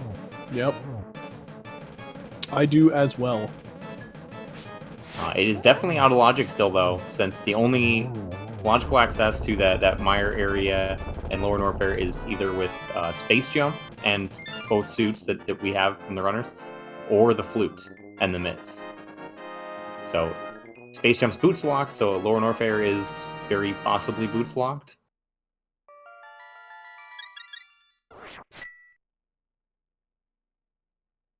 But even if it's out of logic, it's fairly linear. Most of the checks are on the way in Lower Norfair. If Misery Mire is completable, that's another crystal, so it makes sense to do this now.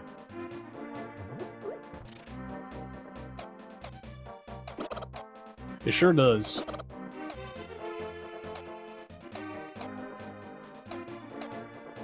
I'm just a big fan of doing Lower Norfair as soon as you can.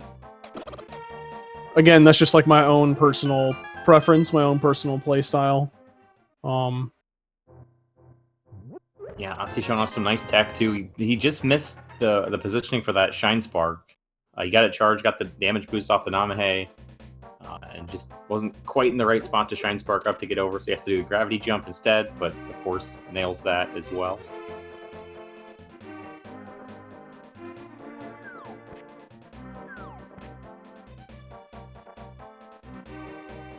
So we may end up seeing an item that he's unable to get. Something that could be locked behind Space Jump when he goes to check the Gold Chorizo missile item. Yeah. You know what's interesting? I just had a thought here. So what do we need for Go mode? We need the boots for Desert Palace. Yep. And potentially a medallion for Mire. And that's it, right? Of course, Osse still needs the Fire Rod as well. Yeah, I mean, we don't need a mirror. We don't need... Well, that's really the only other, like, big thing that seems like they're missing. Yeah, so, I mean, I think you're right. Potentially a medallion and those boots. Yeah, so that's interesting that... Oh, there's that plasma. Ooh, yeah, that's nice. With this being likely to be boots locked, there's a lot less chance of Osse really finding anything valuable down here.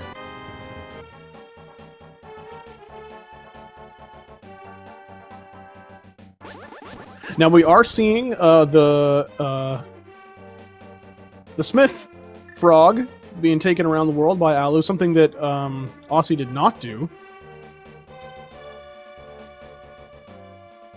So you are going to see some checks there. Mm-hmm. Yeah, that speaks to the style of play. Alucard's definitely very conservative in a lot of his routes, and he's shown that in this seed. This is a bit of a time sink though, because he is going to have to walk all the way back to Kakariko Village to turn it in. Without the mirror, without the flute, without the boots, it's a pretty long check. So a little bit surprised that he opted to do this at this point. Yeah, I mean, just from knowing him, he does prefer efficiency and being thorough when going through and making checks. And unfortunately, we are going to need a Quake to get into Mire. So okay, that's just one more item on our list.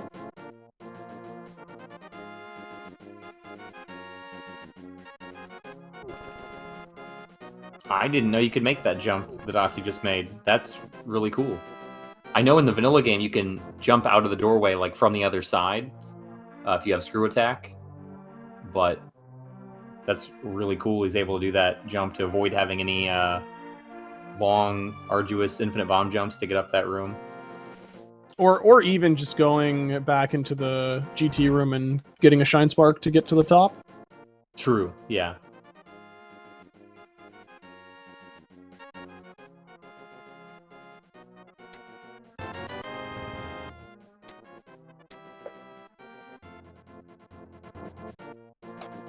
Did you see the Smith item? I didn't. No, was it something Oh, that I would you didn't? like? Because Okay. it I kind was of. waiting for you to say it. Oh no, the stream kind of stuttered for me just at that moment, so I was gonna It's ask you what. the spring ball. Oh, spring ball! Oh, how wonderful! Thank you for filling me in. I just happened to. It did this. The stream just happened to stutter for me a little bit right there at that moment. Gotcha. Yeah, that's a nice item. Most of the uses for it, again, are exhausted. Doesn't do anything logically, but could get a couple uses to speed up things just a tiny bit.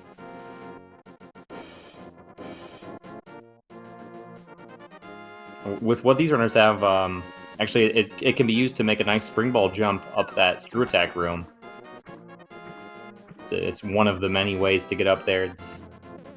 If you do it really well, a little bit faster than going to the other room and charging the Shine Spark. Faster than the Infinite Bomb Jump, of course, as well. Oh, absolutely, yeah.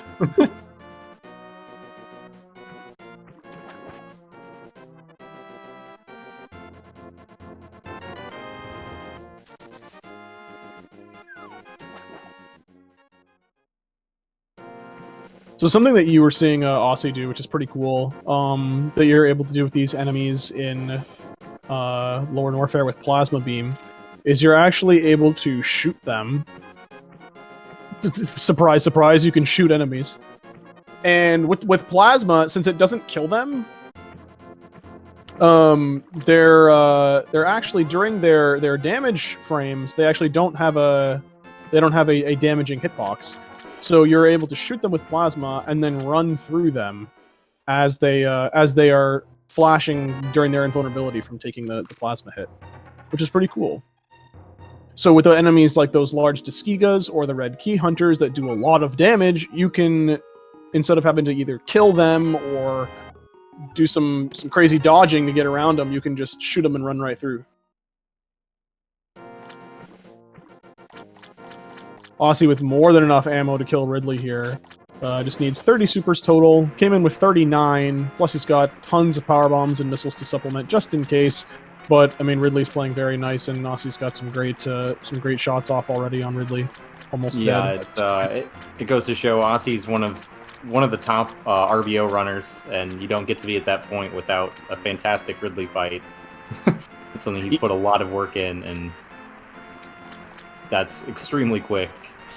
Arguably more impressive than the fight itself was that quick grab that he got to activate the death sequence there from the pogo. Tricky timing to get that, so excellently done. All right. Alucard does pick up his Ether Medallion. We'll see. He's going to Death Mountain. He might opt to go over to Turtle Rock at this point. He's got everything he needs to clear it. He sure does. That would be a really interesting play. I mean, the one thing though that feels bad about that is leaving behind Mimic or Mimic Cave. Mimic Cave. Yeah. Because of that that no mirror. But doing this TR, it's definitely a play, that's for sure. I mean, from his perspective, it's one of the 2 crystal dungeons he knows he can full clear. The third one Meyer, that he is in that same boat that Aussie was in, thinking maybe I can full clear it. But it's I think it's a good call. Especially because he got the cape as well. So now he's able to do Spike Cave, which he wasn't the last time he was up here.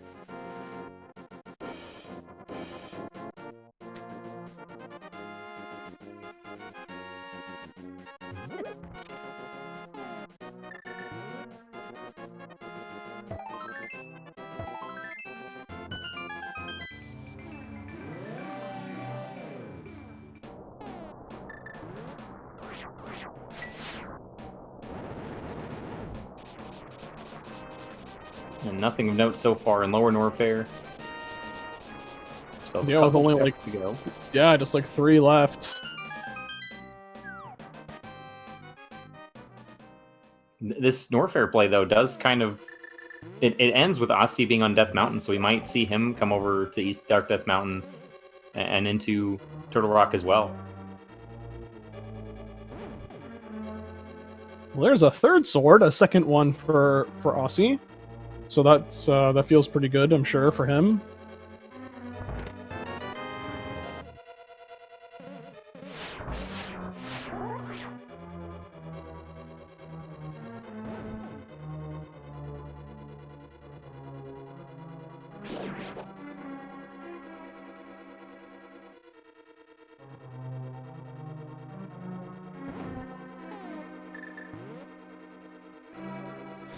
And that's it for Lower Norfair check. So unfortunately, not a whole lot there. I mean, what he was able to do though was gain information on Meyer, knowing that it is Quake. So yeah, I'd be interested to see what it is that that Aussie's going to decide to do now. You know, like you said, he might go into the Dark Easteth Mountain. You know, again, he still has Wreck Ship open to him. That's where he's going to get his Fire Rod. Pod is also still available for these players. Yeah, fully clearable green pendant pod. Yeah, so there you get that item. You know, there's also Catfish and the the Pyramid. Mm-hmm. Yeah, and the Pyramid Fairy could have our boots. We know that it can't have the Fire Rod, obviously, so that's the boots the only thing that's still up in the air. That and the Quake Medallion. I guess that could be there as well. Yeah. Right.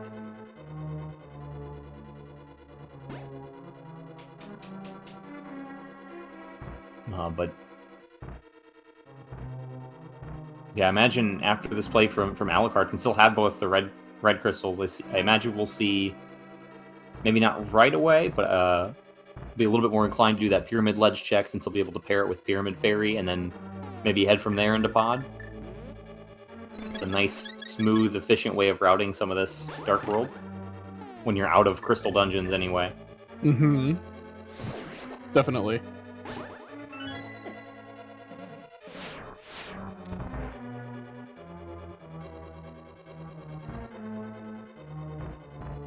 And so we are seeing Aussie make this play into TR. So he's going to get... oh, there's Quake! Wow. Yeah. So he's going to get stuck, I believe, because there was the key over on the... There wasn't a key in that left chest, I believe. Yeah, which really isn't a big time sink. I mean, it's generally feels a lot better, at least in my experience personally, doing Turtle Rock without the Fire Rod versus doing it without the Ice Rod. Right, yeah. You most of the time get kicked out right away. It's not a big time sink, and you can either potentially get an item or just get a check done that you just don't have to do later.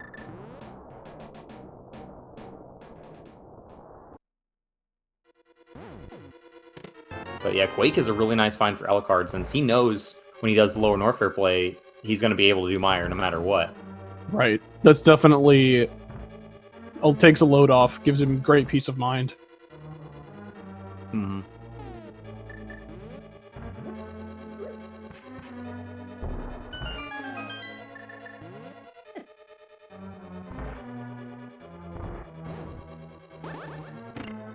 So that means then we're just looking for those boots at this point.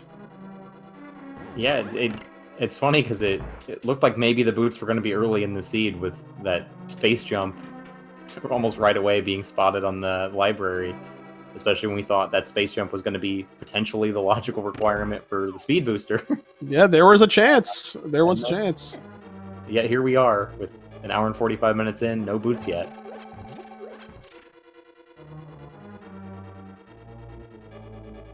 But the thing is, like, in this situation, though, as a runner, it is nice to know that those boots are required, because it means you know you're going to be going fast for at least a little bit of the seed.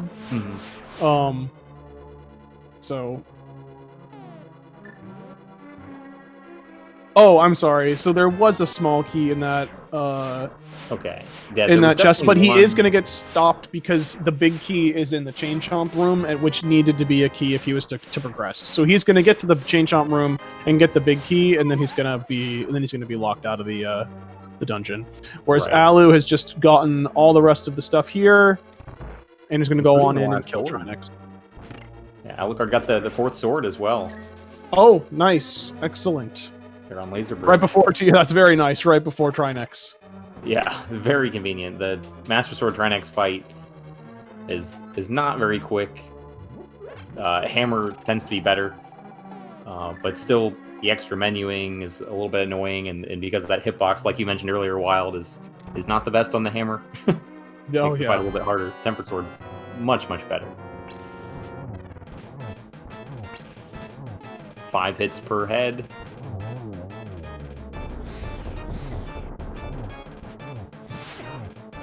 And a really cool efficiency thing that you see, a lot of players who've played Link to the Past for a while do is when they fight Trinex is you get your 4 hits in on one head, and then before you do the final hit, you switch to the Fire Rod, because when a boss is exploding, like each of the individuals' heads do when you kill them, you can't enter the pause menu. So you want to pause and switch to the next rod before you kill the first head, so that you're able to do that more efficiently. You don't have to wait for the explosions to finish. And there's a mushroom on Trinex. So just one more out of the way fetch quest to be checked. Yeah, that's without the mirror. That's an awkward one to get to. No mirror, no flute. Those are usually the best times to turn in the mushroom are en route to the catfish with a mirror, or just by fluting there directly. And we'll see if Alucard decides to turn that in anytime soon.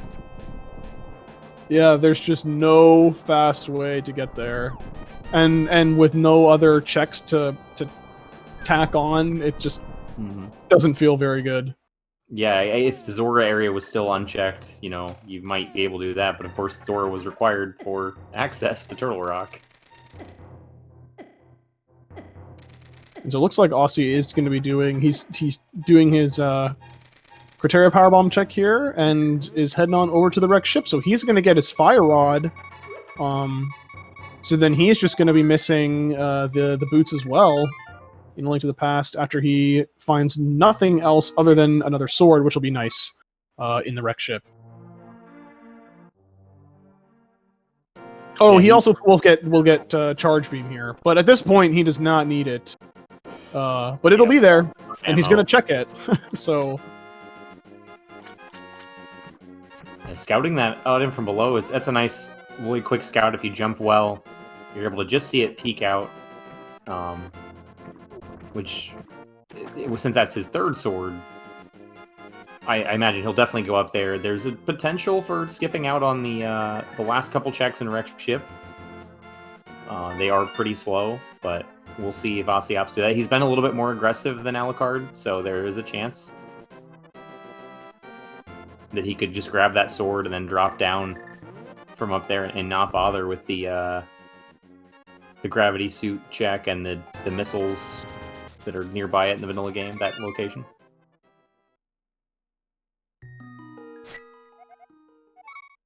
Unfortunate mushroom turning into money.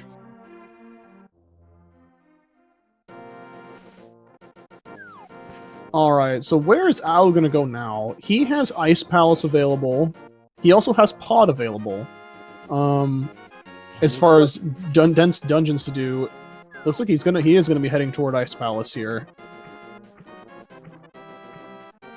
Yeah, pretty much anything else would make those hearts he picked up not really necessary. Any other dungeon or location he could go to doesn't really need extra health, but Ice Palace being the tricky one. And he did opt to buy that blue potion as well, which is nice peace of mind. Unlikely that it'll really come up at this point with the blue mail and all the hearts, but you might as well get it while you're there turning the mushroom. You never know when a blue potion will come in handy.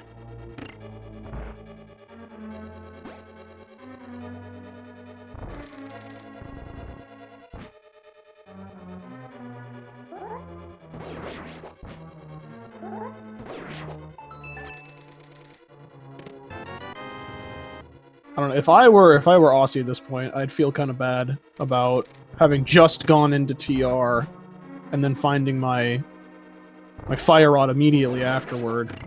But it wasn't a huge chunk of time, but it still is an unfortunate time loss there.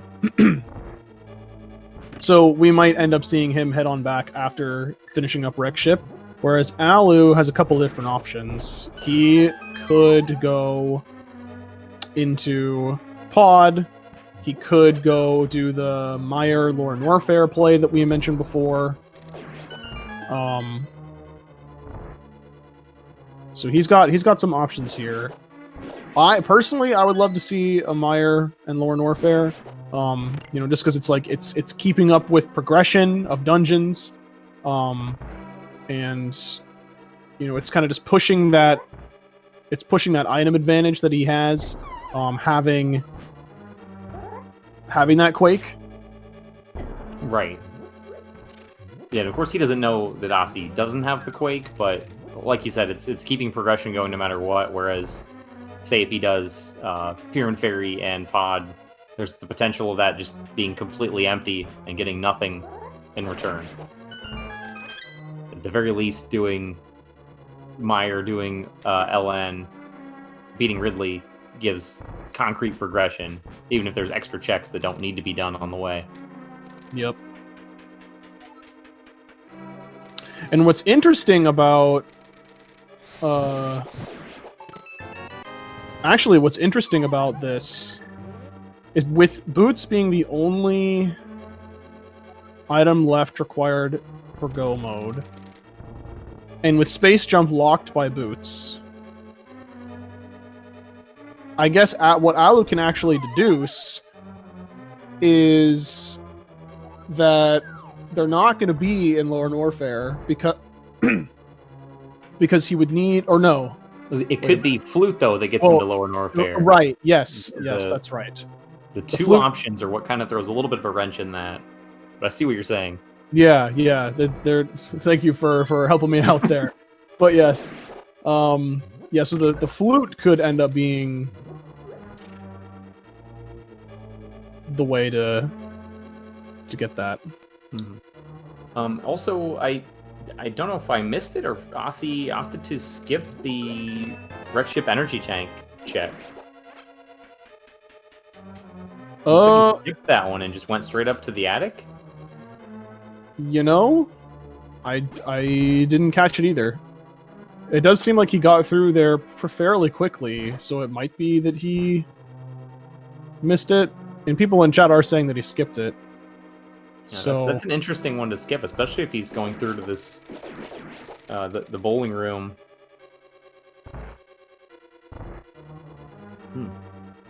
I can confirm that Alu does know Icebreaker.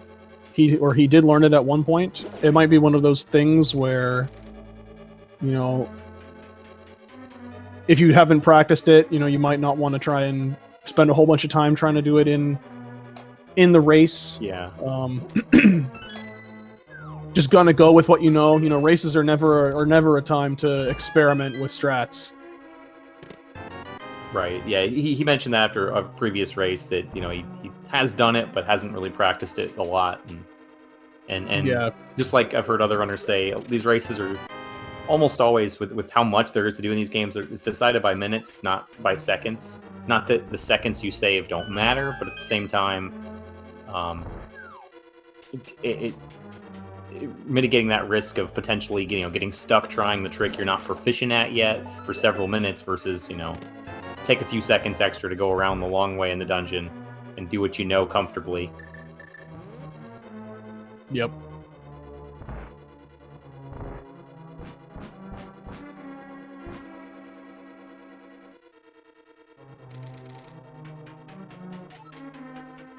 Especially once you've gotten to this far in the tournament as well.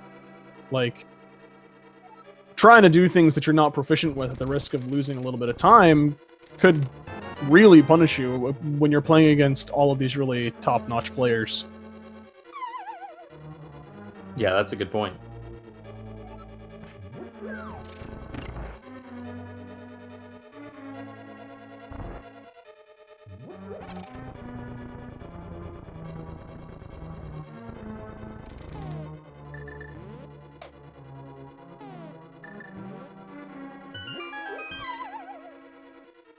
Okay, so Aussie is saving quitting immediately on getting back into Link to the Past.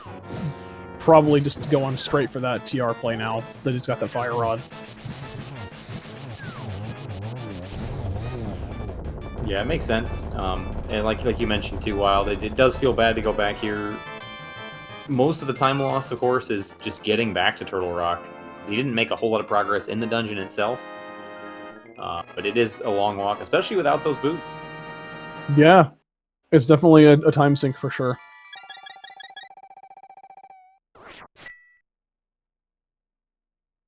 Yeah, the interesting thing will be seeing whether or not Aussie opts to push that Quake and go back through Norfair into the Mire area right away, or if he waits on that.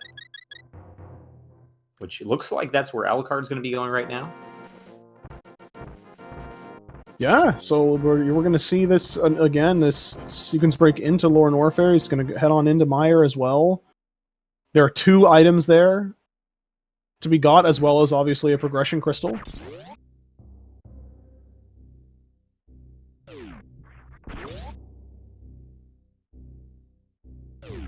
And Alu's going to find his plasma in addition, and at Gold Chorizo. Interesting that he opted to turn around for that one power bomb. I'm not quite sure I understand that. Especially with 30 of them. Yeah. And having more bombs. But you know what? Sometimes you're like... I can definitely say, sometimes, you know, you're preoccupied in like a race situation like this. You're thinking about your route.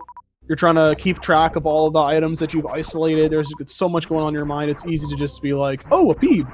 Because Peebs, or especially early on, you're like, oh my god, I need these. So... Sure. Yeah, and this farm makes a lot of sense, especially if he's going to be doing the Green Gate glitch to get to the Mire area. That could potentially use a handful of super missiles. It's a pretty finicky one. Plus, if he's opting to, you know, fight Gold Chorizo, then expecting to use another bunch of super missiles on Ridley, this farm makes a lot of sense here.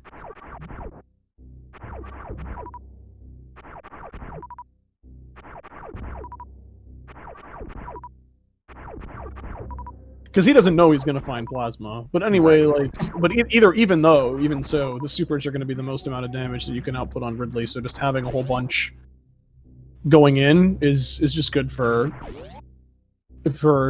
safety of Green Gate glitch, as you mentioned, and just, you know, killing Ridley quickly. So.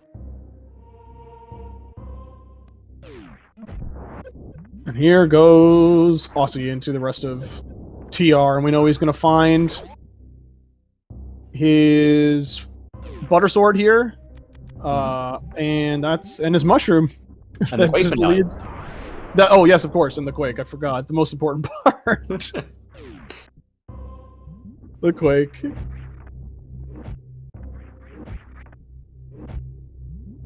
So I know we talked about earlier things that some of you wanted the seed to win. You wanted a trolley seed. What would be very punishing is if Mirror were to be found in Mire for, say, a Mimic Cave progression item. Oh god. Wouldn't that be terrible? That would be pretty terrible.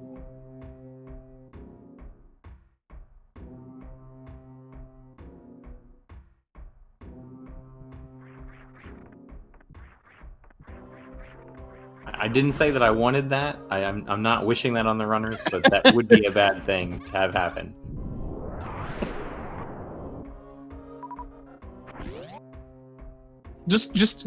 All he's doing is putting out the possibilities for your own thought experiments.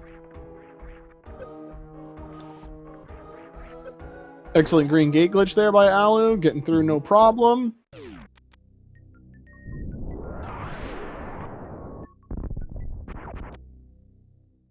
Looks like one of those examples too of possibly forgetting he has morph ball bombs, using a power bomb in place of one.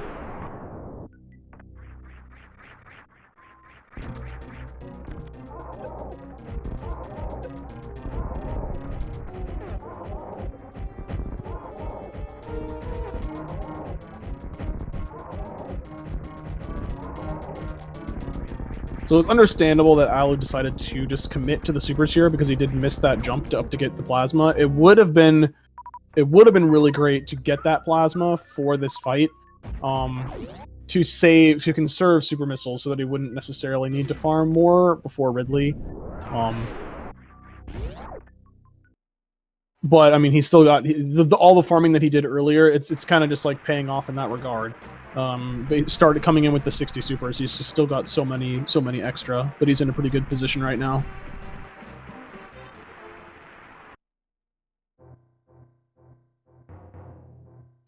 Yeah, speaking of being in good position, it's one thing that's interesting is that a lot of runners often say that they feel behind throughout the majority of the race. I'm curious to know, perhaps we can ask him after the race, if seeing that quake, maybe alleviate some of that from Alucard if he was feeling that way, if he feels like he's in good shape, specifically with it being quake here at Meyer. Yeah.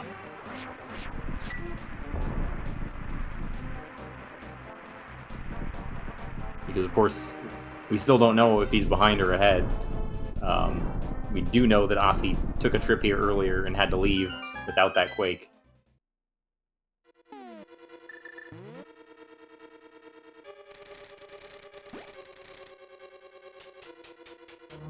Butter Sword in hand, we'll see an even faster Tyrannex fight from Osse.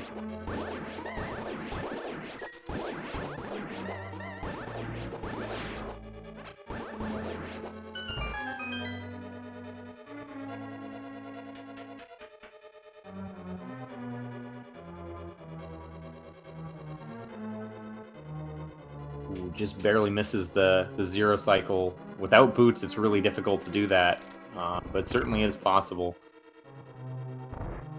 Still, incredibly fast fight.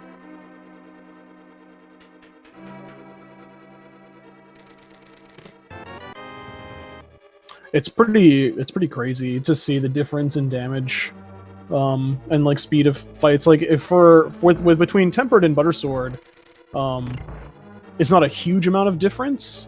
Mm-hmm. But the difference between a Master Sword and Tempered Sword is ridiculous on so many fights. The damage difference is really crazy to me. Yeah, and in a lot of cases, the Fighter Sword doesn't even do any damage. So it's got its own problems. Yes. But that would make sense since you're not expected to have the Fighter Sword once you get to Dark World in the vanilla game.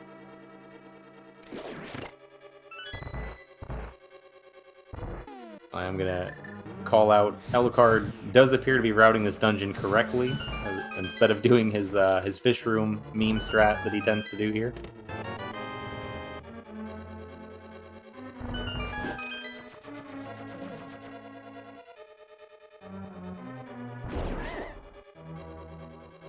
Well, Osse doing the Pyramid Fairy check.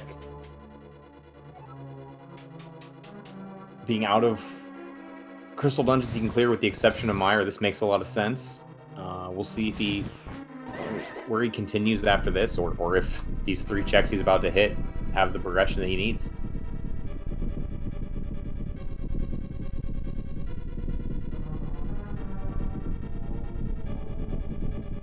Yeah, I'm really interested to see what it is that he's going to end up getting here. If he ends up tying in Catfish as well.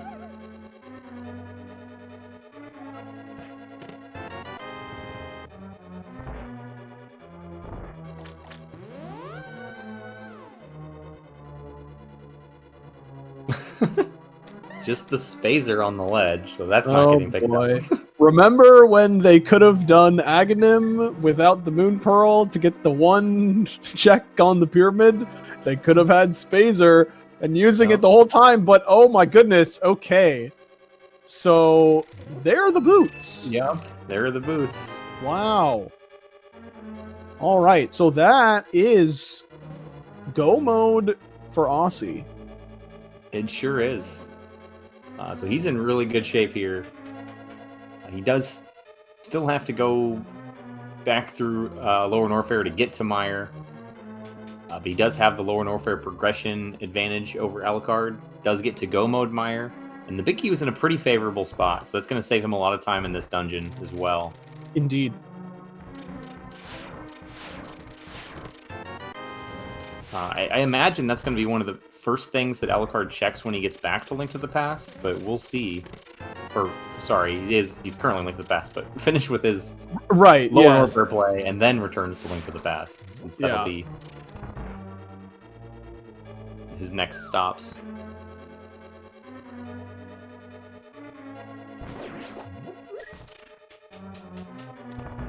It is going to be a little bit, though, for him, because he's got to go through all of the rest of Lower Norfair.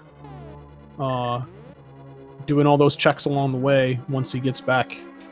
Once he finishes Meyer. Right. And by that point, they should be tied up on dungeons, I would imagine. I am picturing that Osse's probably going to be done with Meyer before Alu finishes the rest of Lower Norfair, and getting his second chance at the Lava Spark. Osse showing us how it should be done. Very nice.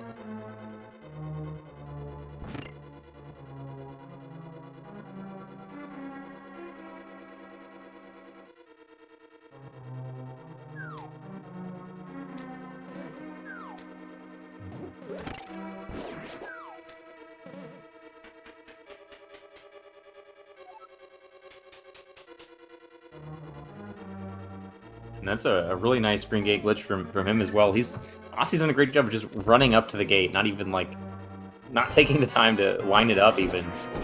Just so quick at that setup. Really impressive.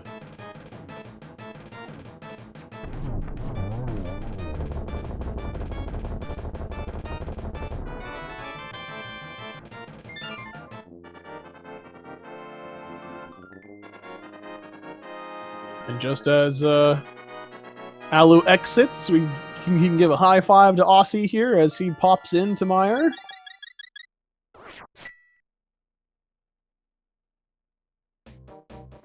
Maybe not quite a high five. It was close.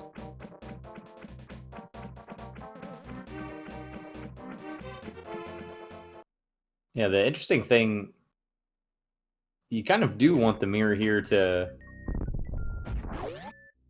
go into Desert Palace, but they're going to have to save and quit and run back to Desert, go through the front door again. But both runners are going to have that same issue, it would appear. Right. Yeah, Mirror is still MIA. I wonder where it ends up showing up. Yeah, it'd be very unfortunate if Alucard finds the mirror before getting his boots, just because of the number of checks it opens up.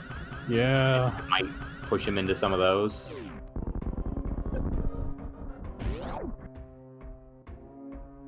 I mean, there aren't really very many checks left where the mirror could be. I mean, they just got the boots, so I mean, it could be in either King's Tomb or Bonk Rocks. Yeah, or Palace of Darkness. It could be in anywhere in Palace of Darkness. Yeah, it could be at the Plasma in Meridian now that they have the Plasma. No, wait. No, yes, it can. Yeah, it can be there. Yes. It could be... What else hasn't been checked? I mean, it could always be in Ganon's Tower. It could be, that's true. Which actually, that's an interesting point now that I'm thinking about it.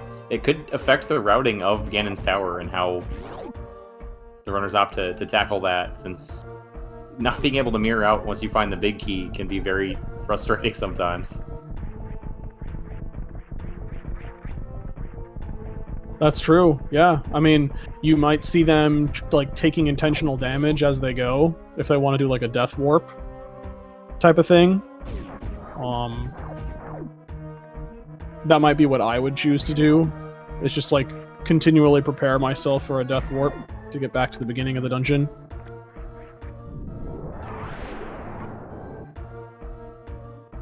Instead of taking a bunch of damage at the very end. once you found the big key, wherever it is. I mean, unless assuming it's, you know, not right at the beginning and you could just walk back.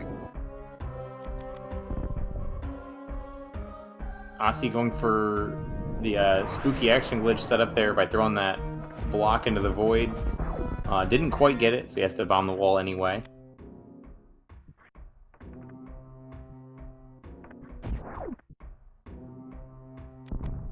Yeah, that's a specific setup you can do when you don't have the flute. You have to do things a little bit differently. Causes basically the hitbox of the fire, that splash damage that it does onto the crystal switch to hit it in a different spot. So it's a little bit trickier than the more commonly seen one, but doesn't lose a lot of time to miss it. Interesting. I had no idea.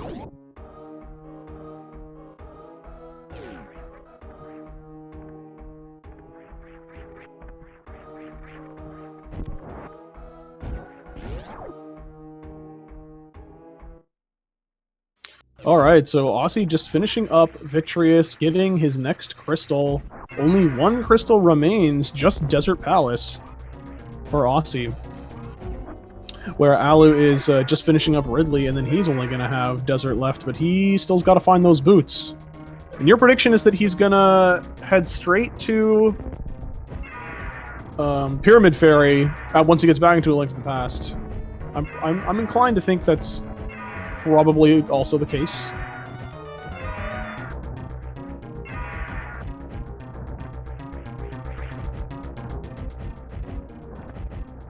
Yeah, with the only really dense location outside of that being Palace of Darkness, and Palace of Darkness being difficult to do, like you wouldn't want to do Palace of Darkness into Pyramid Fairy, and how many keys are up front, the values in the back, so that's potentially a lot of checks to get to the good checks.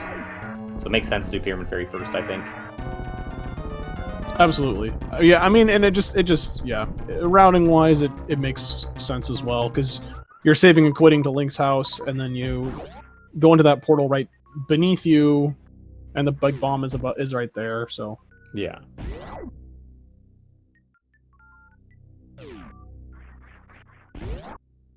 So the benefit of already having come in here is I know exactly where to go get that big key, and then from there I can just head straight into the back of the dungeon.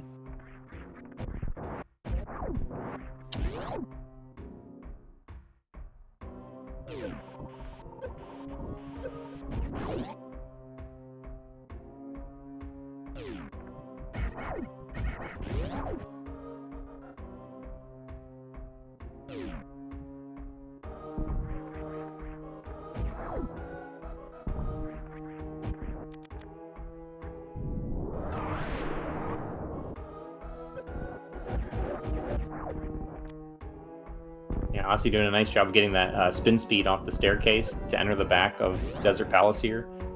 You got to be careful to not jump off the ledge, which is very easy to do. But that would be very bad. Yeah.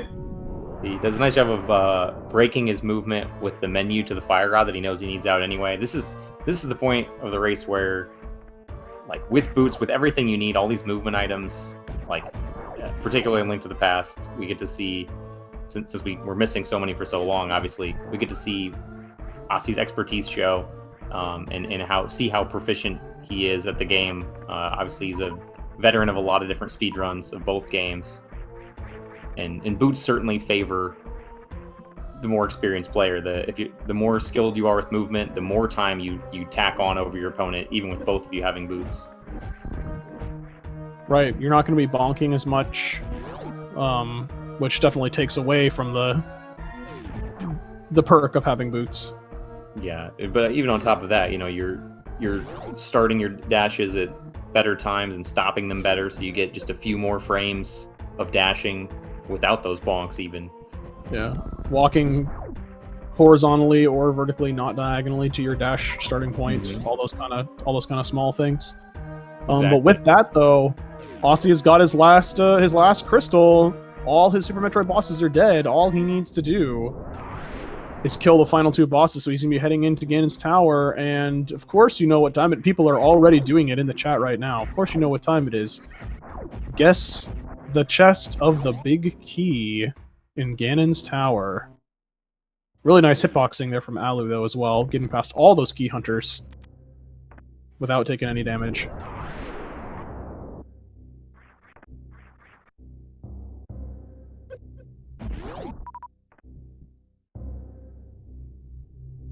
Yeah, do you have a guess, Wild, as to where the big key is going to be today? I like... It typically turns out the way if people route in a ordinary, or I shouldn't say ordinary, typical fashion, usually ends up being chest number 8, the 2 fire bar room. Okay. That's what I usually like to guess. Do you have a preference? I'm gonna go with, I'll say like 16, which at least the way I route ends up being in the rando room. Yeah, the second to last item in the rando room, I think, or is it the last one? I don't know. I don't remember exactly.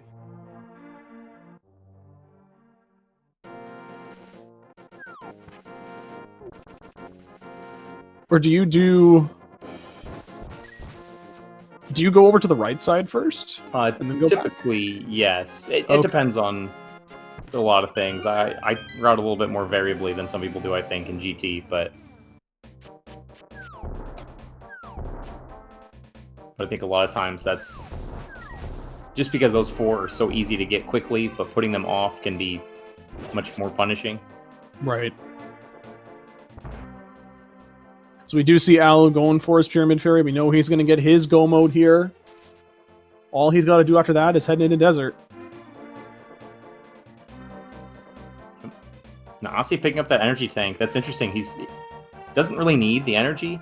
I don't recall if he was at... I think it was at 5. I don't think he was... Oh, yeah. But the refill is actually really helpful for him. He was on about... Both runners, actually, were on about 1 energy tank when they last left Super Metroid. So the health refill is going to save them from having to refill energy at the ship before going to Mother Brain. Right.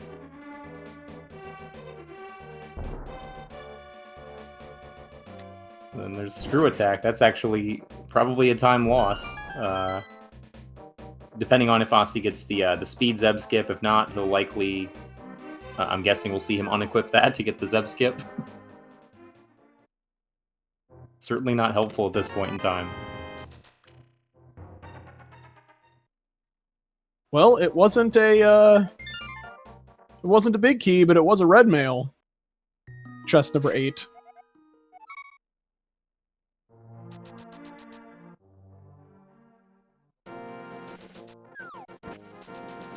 So Alu got his boots, immediately left, didn't even bother checking that second chest.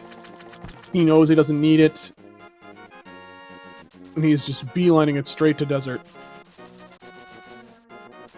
Yeah, even if it was the flute's the only thing I would say that would help him, but I guess even that, you'd have to activate it. It wouldn't be worth the time. Yeah, definitely not. Twice. We know where the space jump is, which would speed things up a tiny bit in Torian, but that's not worth the trip to go get that either. I guess the mirror might be helpful, I suppose, just for mirroring back after finding the big key in GT, but the chances are so slim.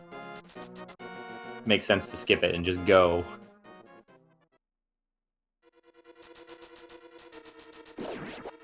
Oh yeah, Wave Beam's still out there as well, so that would increase the damage against Mother Brain by a little bit.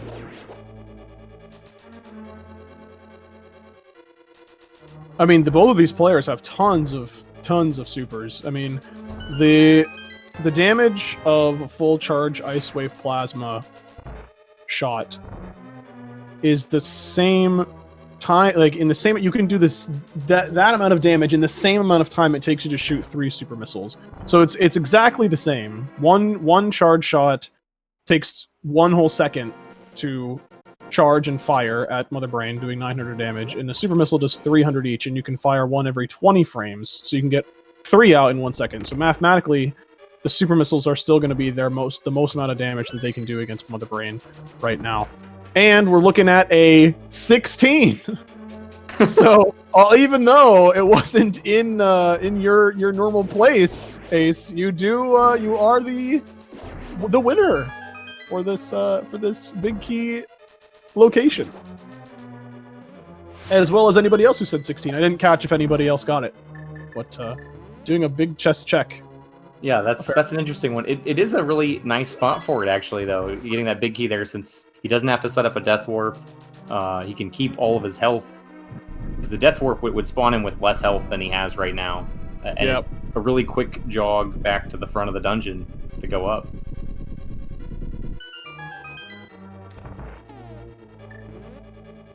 A little surprised by the big chest check, but, you know, that's the flute. We know where it is now, at least. And we've confirmed the progression of and sequence of all the items at this point, knowing that those boots to get the space jump was the key.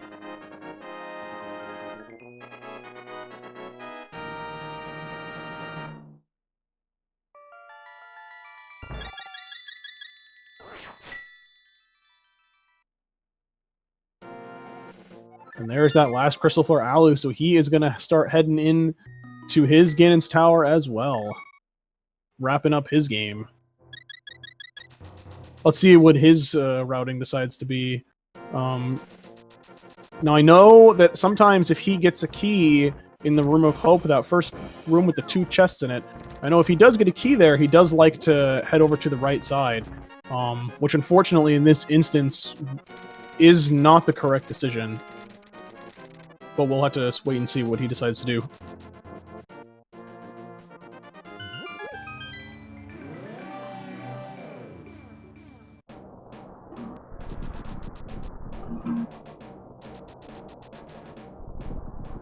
Good thinking on his feet, though. Knocking that dead rock right into his path, deciding instead of waiting for it, just heading on into the Dark World portal. I'm not sure exactly the amount of time that this loses going through the Dark World portal instead of going up to the TR portal that they already have open. But it's tough to say whether or not it would be, you know, faster or slower. But in that moment, it was I think it was good decision making. Thinking on your feet is a really important skill in Randomizer. Absolutely. Meanwhile, we see Osse just absolutely tearing through Ganon's Tower.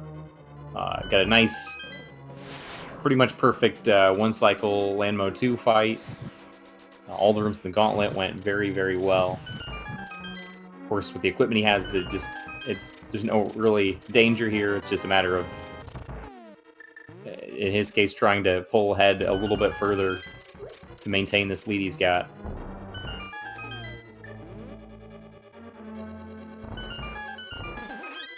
And doing another chest check. I wonder what it is that he would be looking for. I'm not sure. Wave Beam's the only one I can think of. But, like you pointed out, you talked a lot about the damage values and everything, and it's really not a big help. No, not really.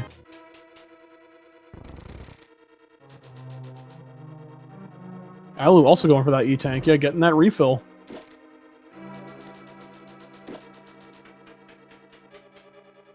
It looks like Alu did decide to head on over to the left side here first, which we know is the correct decision.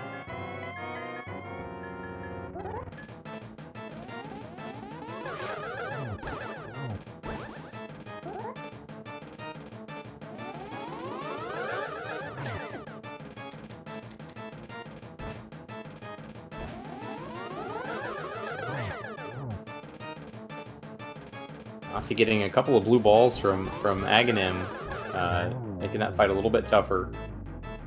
Ends up with 4 cycles, which is still good. 4 is about the point at this skill level where you're still okay with the fight. After that, you start to get frustrated. Well, especially considering some of the spawn patterns that he got were pretty unfavorable. Yeah, and he made do with what he had.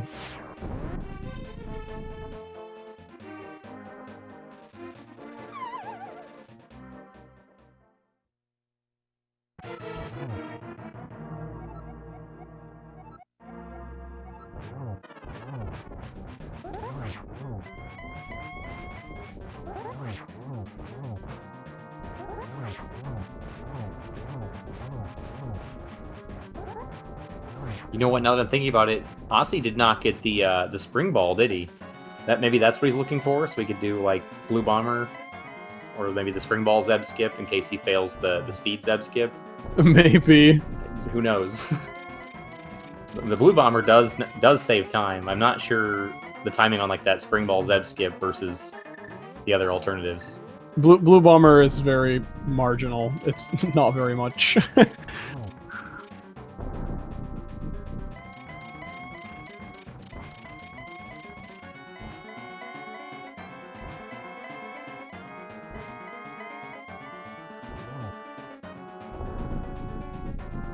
It is really awesome, but it doesn't save that much time.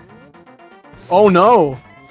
Alu accidentally picked up the pot he was supposed to bomb, but we're getting a really quick, really fast backup bomb jump to get across that gap. That was really nice. Yeah, at the same time, Osse gets a really good setup for those silver arrow shots into Ganon. Finish off phase 4.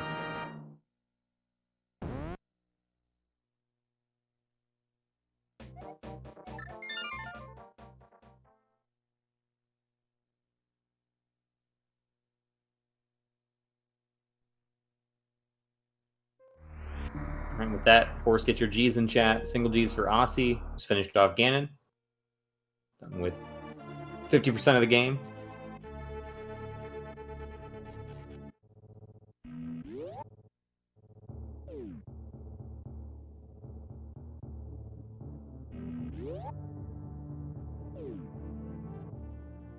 Definitely a good idea to... Alu checking that big chest as well. I'm confused by that both of them are checking that. Maybe there's... I don't know if it's just for the memes or if there's something they are in fact looking for.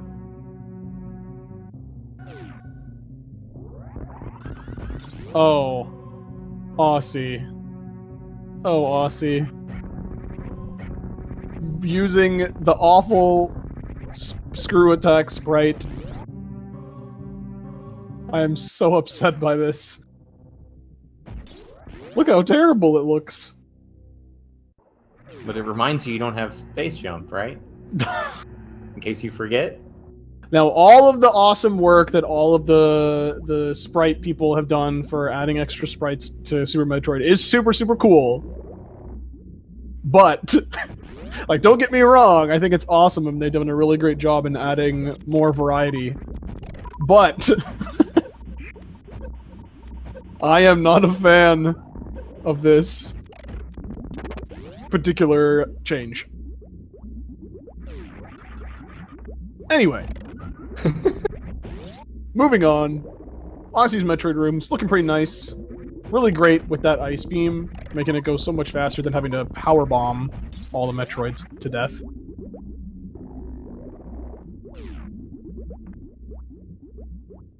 And Alu flying through the gauntlet here. He's almost done already.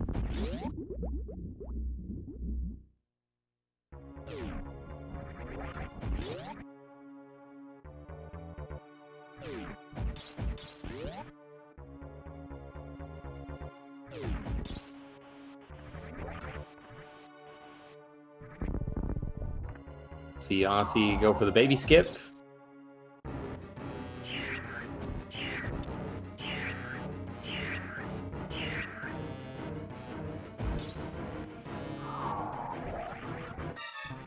And no wave beam makes this a lot more difficult and a little bit less efficient. Still a time save as long as you can pull it off. Yeah, I mean, it really saves, like... It really depends on, like, how much health you have as well, but just the whole thing just takes so long.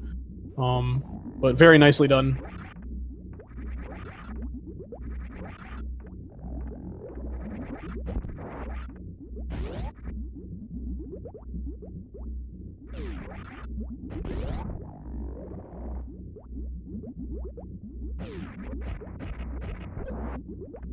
Osse opting, okay, yeah, this looks like the spring ball Zeb skip, or maybe not.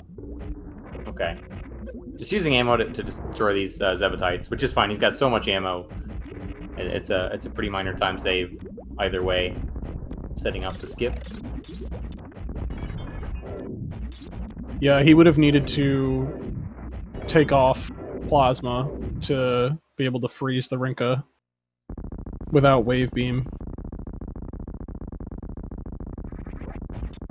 For whatever reason, you can freeze the Rinkas through the wall there without plasma, but not with plasma. Interesting. Yeah.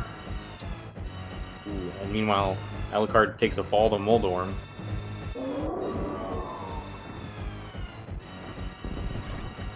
At this point, there's a good chance that's just some nerves. This close to the end of the race, you haven't seen your opponent finish. You know that if he hasn't finished, he's probably pretty close to where you are.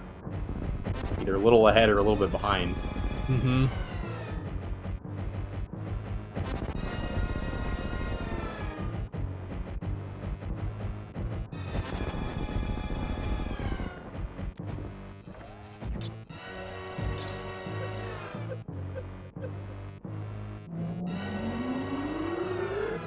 Okay, I was unaware of that, Neaterific. Thank you for the correction.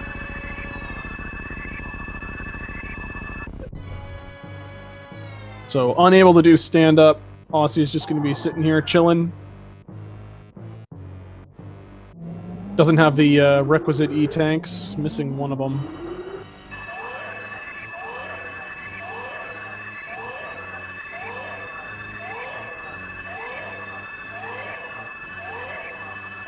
Alucard having some difficulty with the Aghanim fight as well.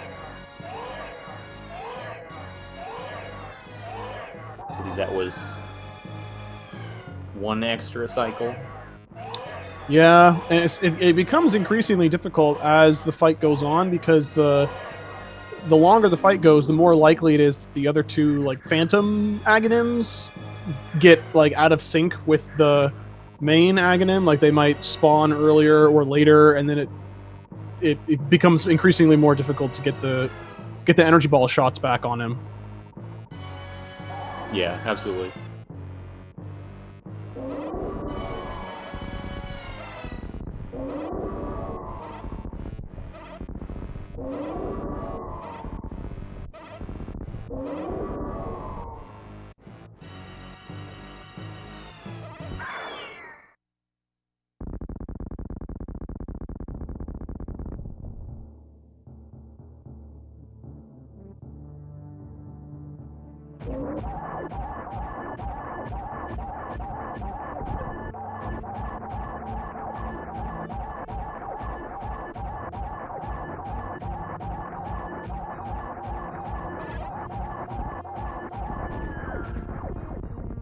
And with that, Mother Brain is down for Aussie. Yeah, really great final phase.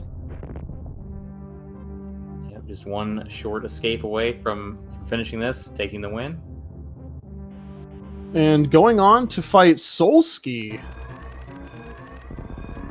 Ooh, okay. I thought Alucard was going to finish up Ganon before we see Aussie's escape, but he takes it. Oh no!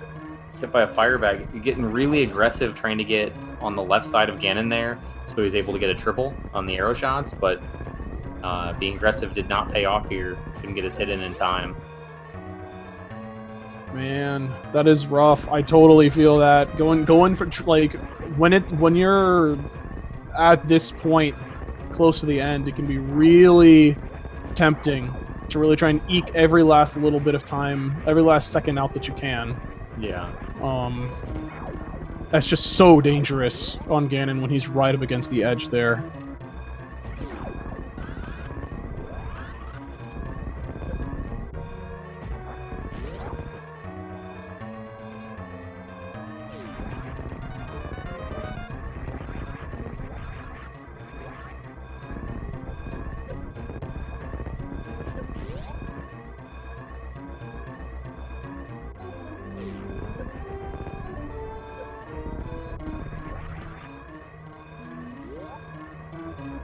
And there is the finish officially.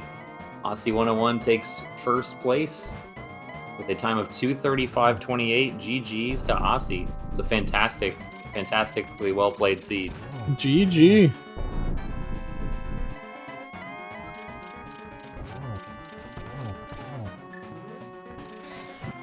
Yeah, so he will be going on to face Solski.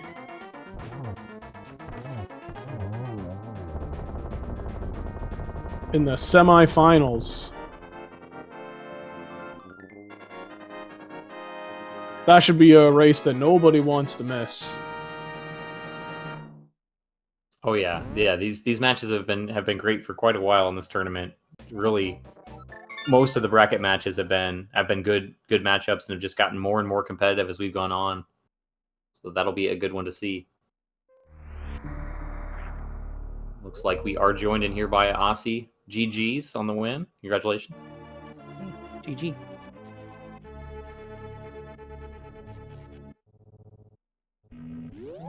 So that seed was a bit frustratingly slow to start. Frustratingly so for the whole thing. I mean, without any boots, you know, in that regard. But yes, exactly. I know what you're saying.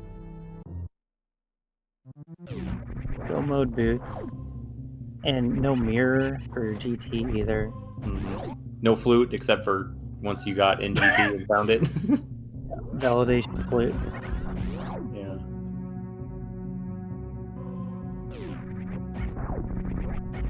And luckily, you were able to avoid dipping any of those pendant dungeons, though.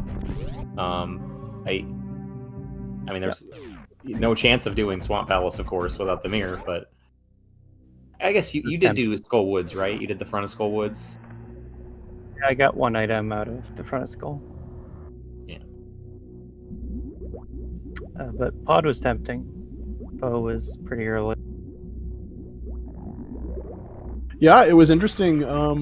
When you had taken the Meridia portal into Dark World for the first time, it was a point of discussion, wondering whether or not you would be, since you were just in the Dark World and you had the flippers, just swimming your way over there, or you know, heading into Dark Kakariko. Yeah, it crossed my mind, but I figured Thieves and a cave would be safer play. Oh, absolutely, yeah. Especially, you know, Pod being the pendant that it was.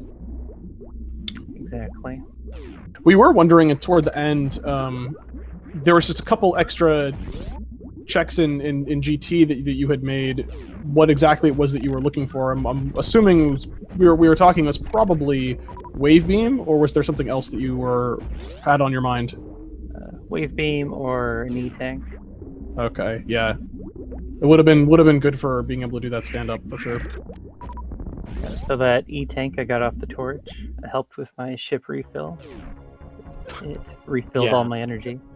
Yeah. Yeah, it's interesting. You and Alucard were both in like almost the same exact position with right around one E-Tank when you'd last left Super Metroid. So you both did the same thing. I figured that was why. It's a really heads-up play.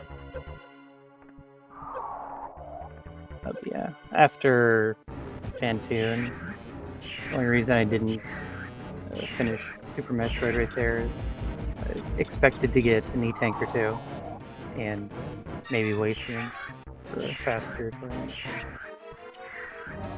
Yeah, that's always usually a pretty good call, is, you know, there's so many things that you're likely to be checking in GT. And I mean, especially with the remaining dungeons that you had at that time too, there's just a lot of other checks open to give you more items to speed up the rest of Super Metroid.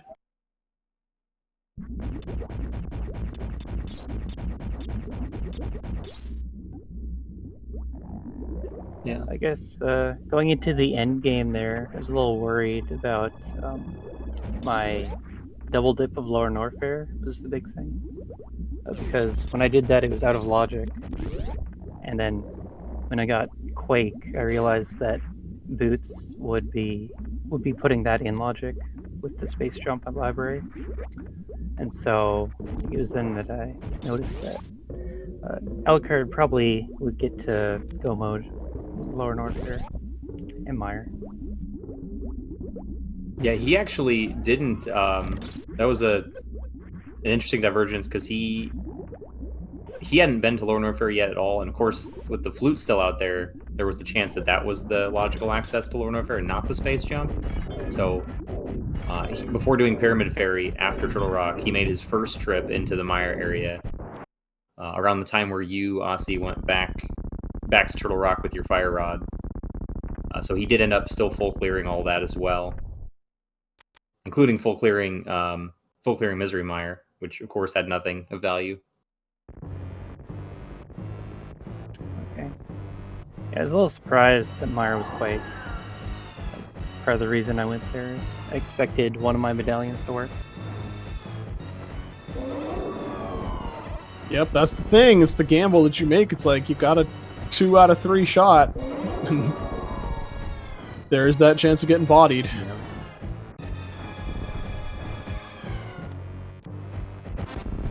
But yeah, I put off Wreck Chip for a long time.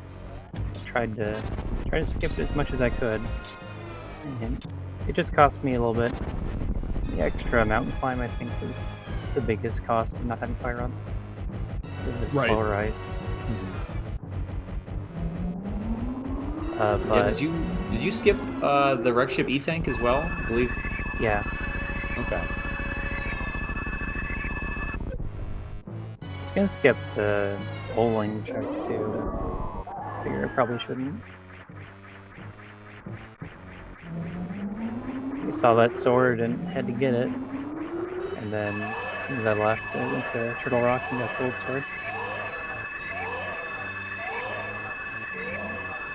So, Osse, you are moving on into the semis. Your opponent is Solski. Do you have any plans for things that you're going to do in that race? Anything that you're okay with divulging, or things that you might change up because of your opponent? And knowing how, what's the word I want to use? Nonconformist, maybe? He tends to be. I don't know. My strategy's been like just go fast. And that's working out pretty well. That's a good strategy. Like the execution edge is here for me. I might think about it. I think about changing my routing a bit. Solski. Regardless, I'm sure I know I am excited for that match. It's definitely going to be really, really awesome to see. Yeah, we race a lot. He wins a fair amount against me. Should be good.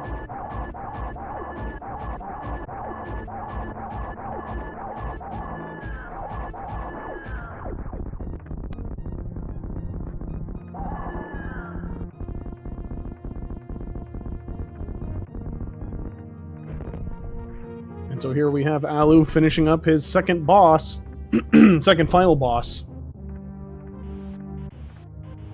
All that's left is the escape and the final crucial decision on whether or not he saves those animals.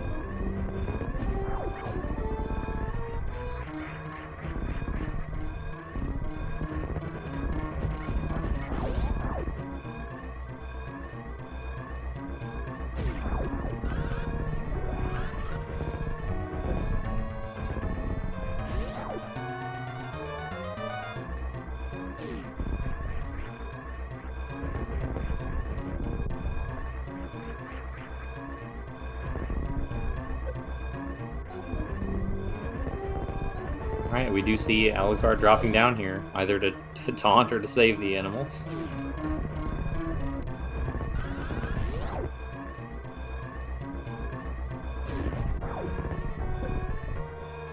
Forgetting or missing a shot to open the door. So, definitely suboptimal animal save.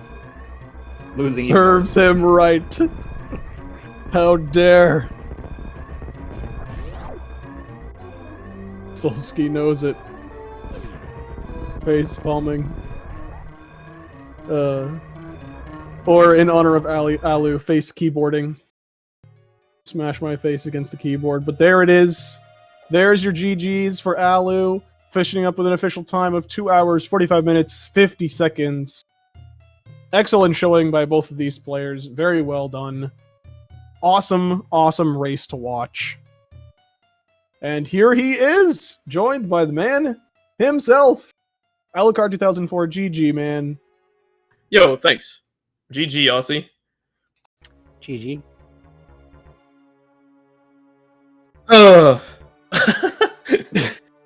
Things were just in such weird places, man. It was pretty wacky, in my opinion, and I honestly felt like I played it pretty aggressively, and maybe took a couple more gambles than I usually do, which, I mean, when you're playing the #1 seed and, just, you know, after watching Aussie play and seeing him in various tournaments, like, I know he's a really strong opponent, I felt like I had to do, so, I thought I was ahead maybe when I got Gravity, but I may not have been. That was the kind of a turning point for me, and I was like, I kind of just need to push this. But yeah, that was an interesting divergence because you had Gravity, Alu, whereas trying to think what the progression chain was again. Aussie had done Crocomire and had Hookshot, which led to the Hammer. Mm-hmm. So it was a really interesting divergence. You both had a lot of things opening up, a lot of definitive progression with two different paths. But obviously they ended up converging at a later point. Yeah, I wasn't really happy finding Moon Pearl in Meridia as like a progression item, because I felt like, again, that Gravity was my advantage, and I was just hoping boots weren't in like Upper Norfair or something, or Lower Norfair. I kind of expected most players to make the Upper Norfair, you know, maybe check a few things into Lower Norfair play, although the E-Tanks were pretty stingy in this seed. So I tried to stay out of Norfair, but we didn't really have like a lot of good stuff to do in the Dark World. Like, we didn't have Hammer, so well, in my position once I got Moon Pearl, so that's why I ended up doing Upper Norfair, and that kind of paid off well. And then I kind of I guess I followed the Death Mountain chain and was able to do Dark Death Mountain and everything. I was hoping I would find like Boots and Hookshot Cave. That was the dream. But honestly, Boots are in one of the best places it could have been, finding that Gravity early for me. But, you know, Aussie eventually had to find Moon Pearl, right? So he was going to go to Desert at some point. Yeah. It's really the Fire Rod that took me forever to get. Yeah, I felt I got to Really? Gravity reasonably fast. Wow. That was on Moat? Yeah, Moat. Yeah.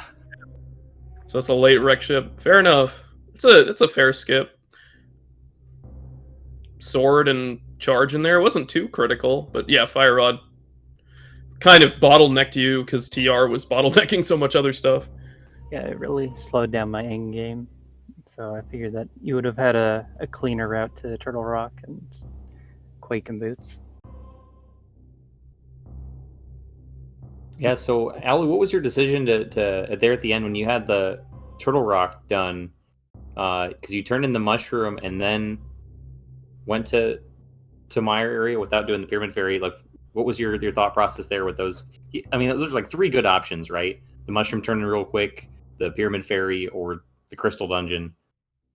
Yeah, it was weighing on my mind heavily that like this Lower Norfair play could have, you know, Boots could just be on path, and checks in Lower Norfair are pretty free. I know the Mire play ended up consuming a bunch of time, I guess, so that probably worked against me. But, you know, if Boots were in Mire, that would have been fantastic, because Flute could have just been somewhere. I mean, obviously it was in Ganon's Tower, which was great to see. But, like, I kind of felt like if it's in Mire, then this is super spicy for me, because I got my Ether and everything, and, you know, routing Pyramid Fairy into Pod felt like a good thing to do, too. So I wanted to kind of get done with my like required progression before I dipped pendants. That was the logic behind it, and I was really torn because I was like, I'm pretty sure I got done with TR before Aussie in this one, but where are these boots? These boots could just be somewhere free, you know, like in the beginning of Skullwoods. Maybe you just dipped it. Maybe it's in Waterway. Maybe it's in, you know, X-Ray or something. I don't know, but like, I was just banking on the fact that it might just be in Path. So I just did the required progression, and then, you know, Meyer would have been sweet if Boots had popped up there.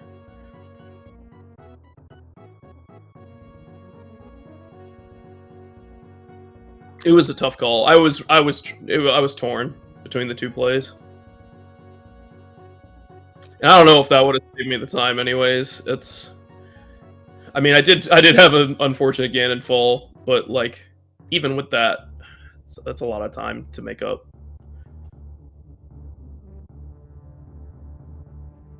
All in all, though, I mean, from both you guys, was really an awesome race, an awesome showing.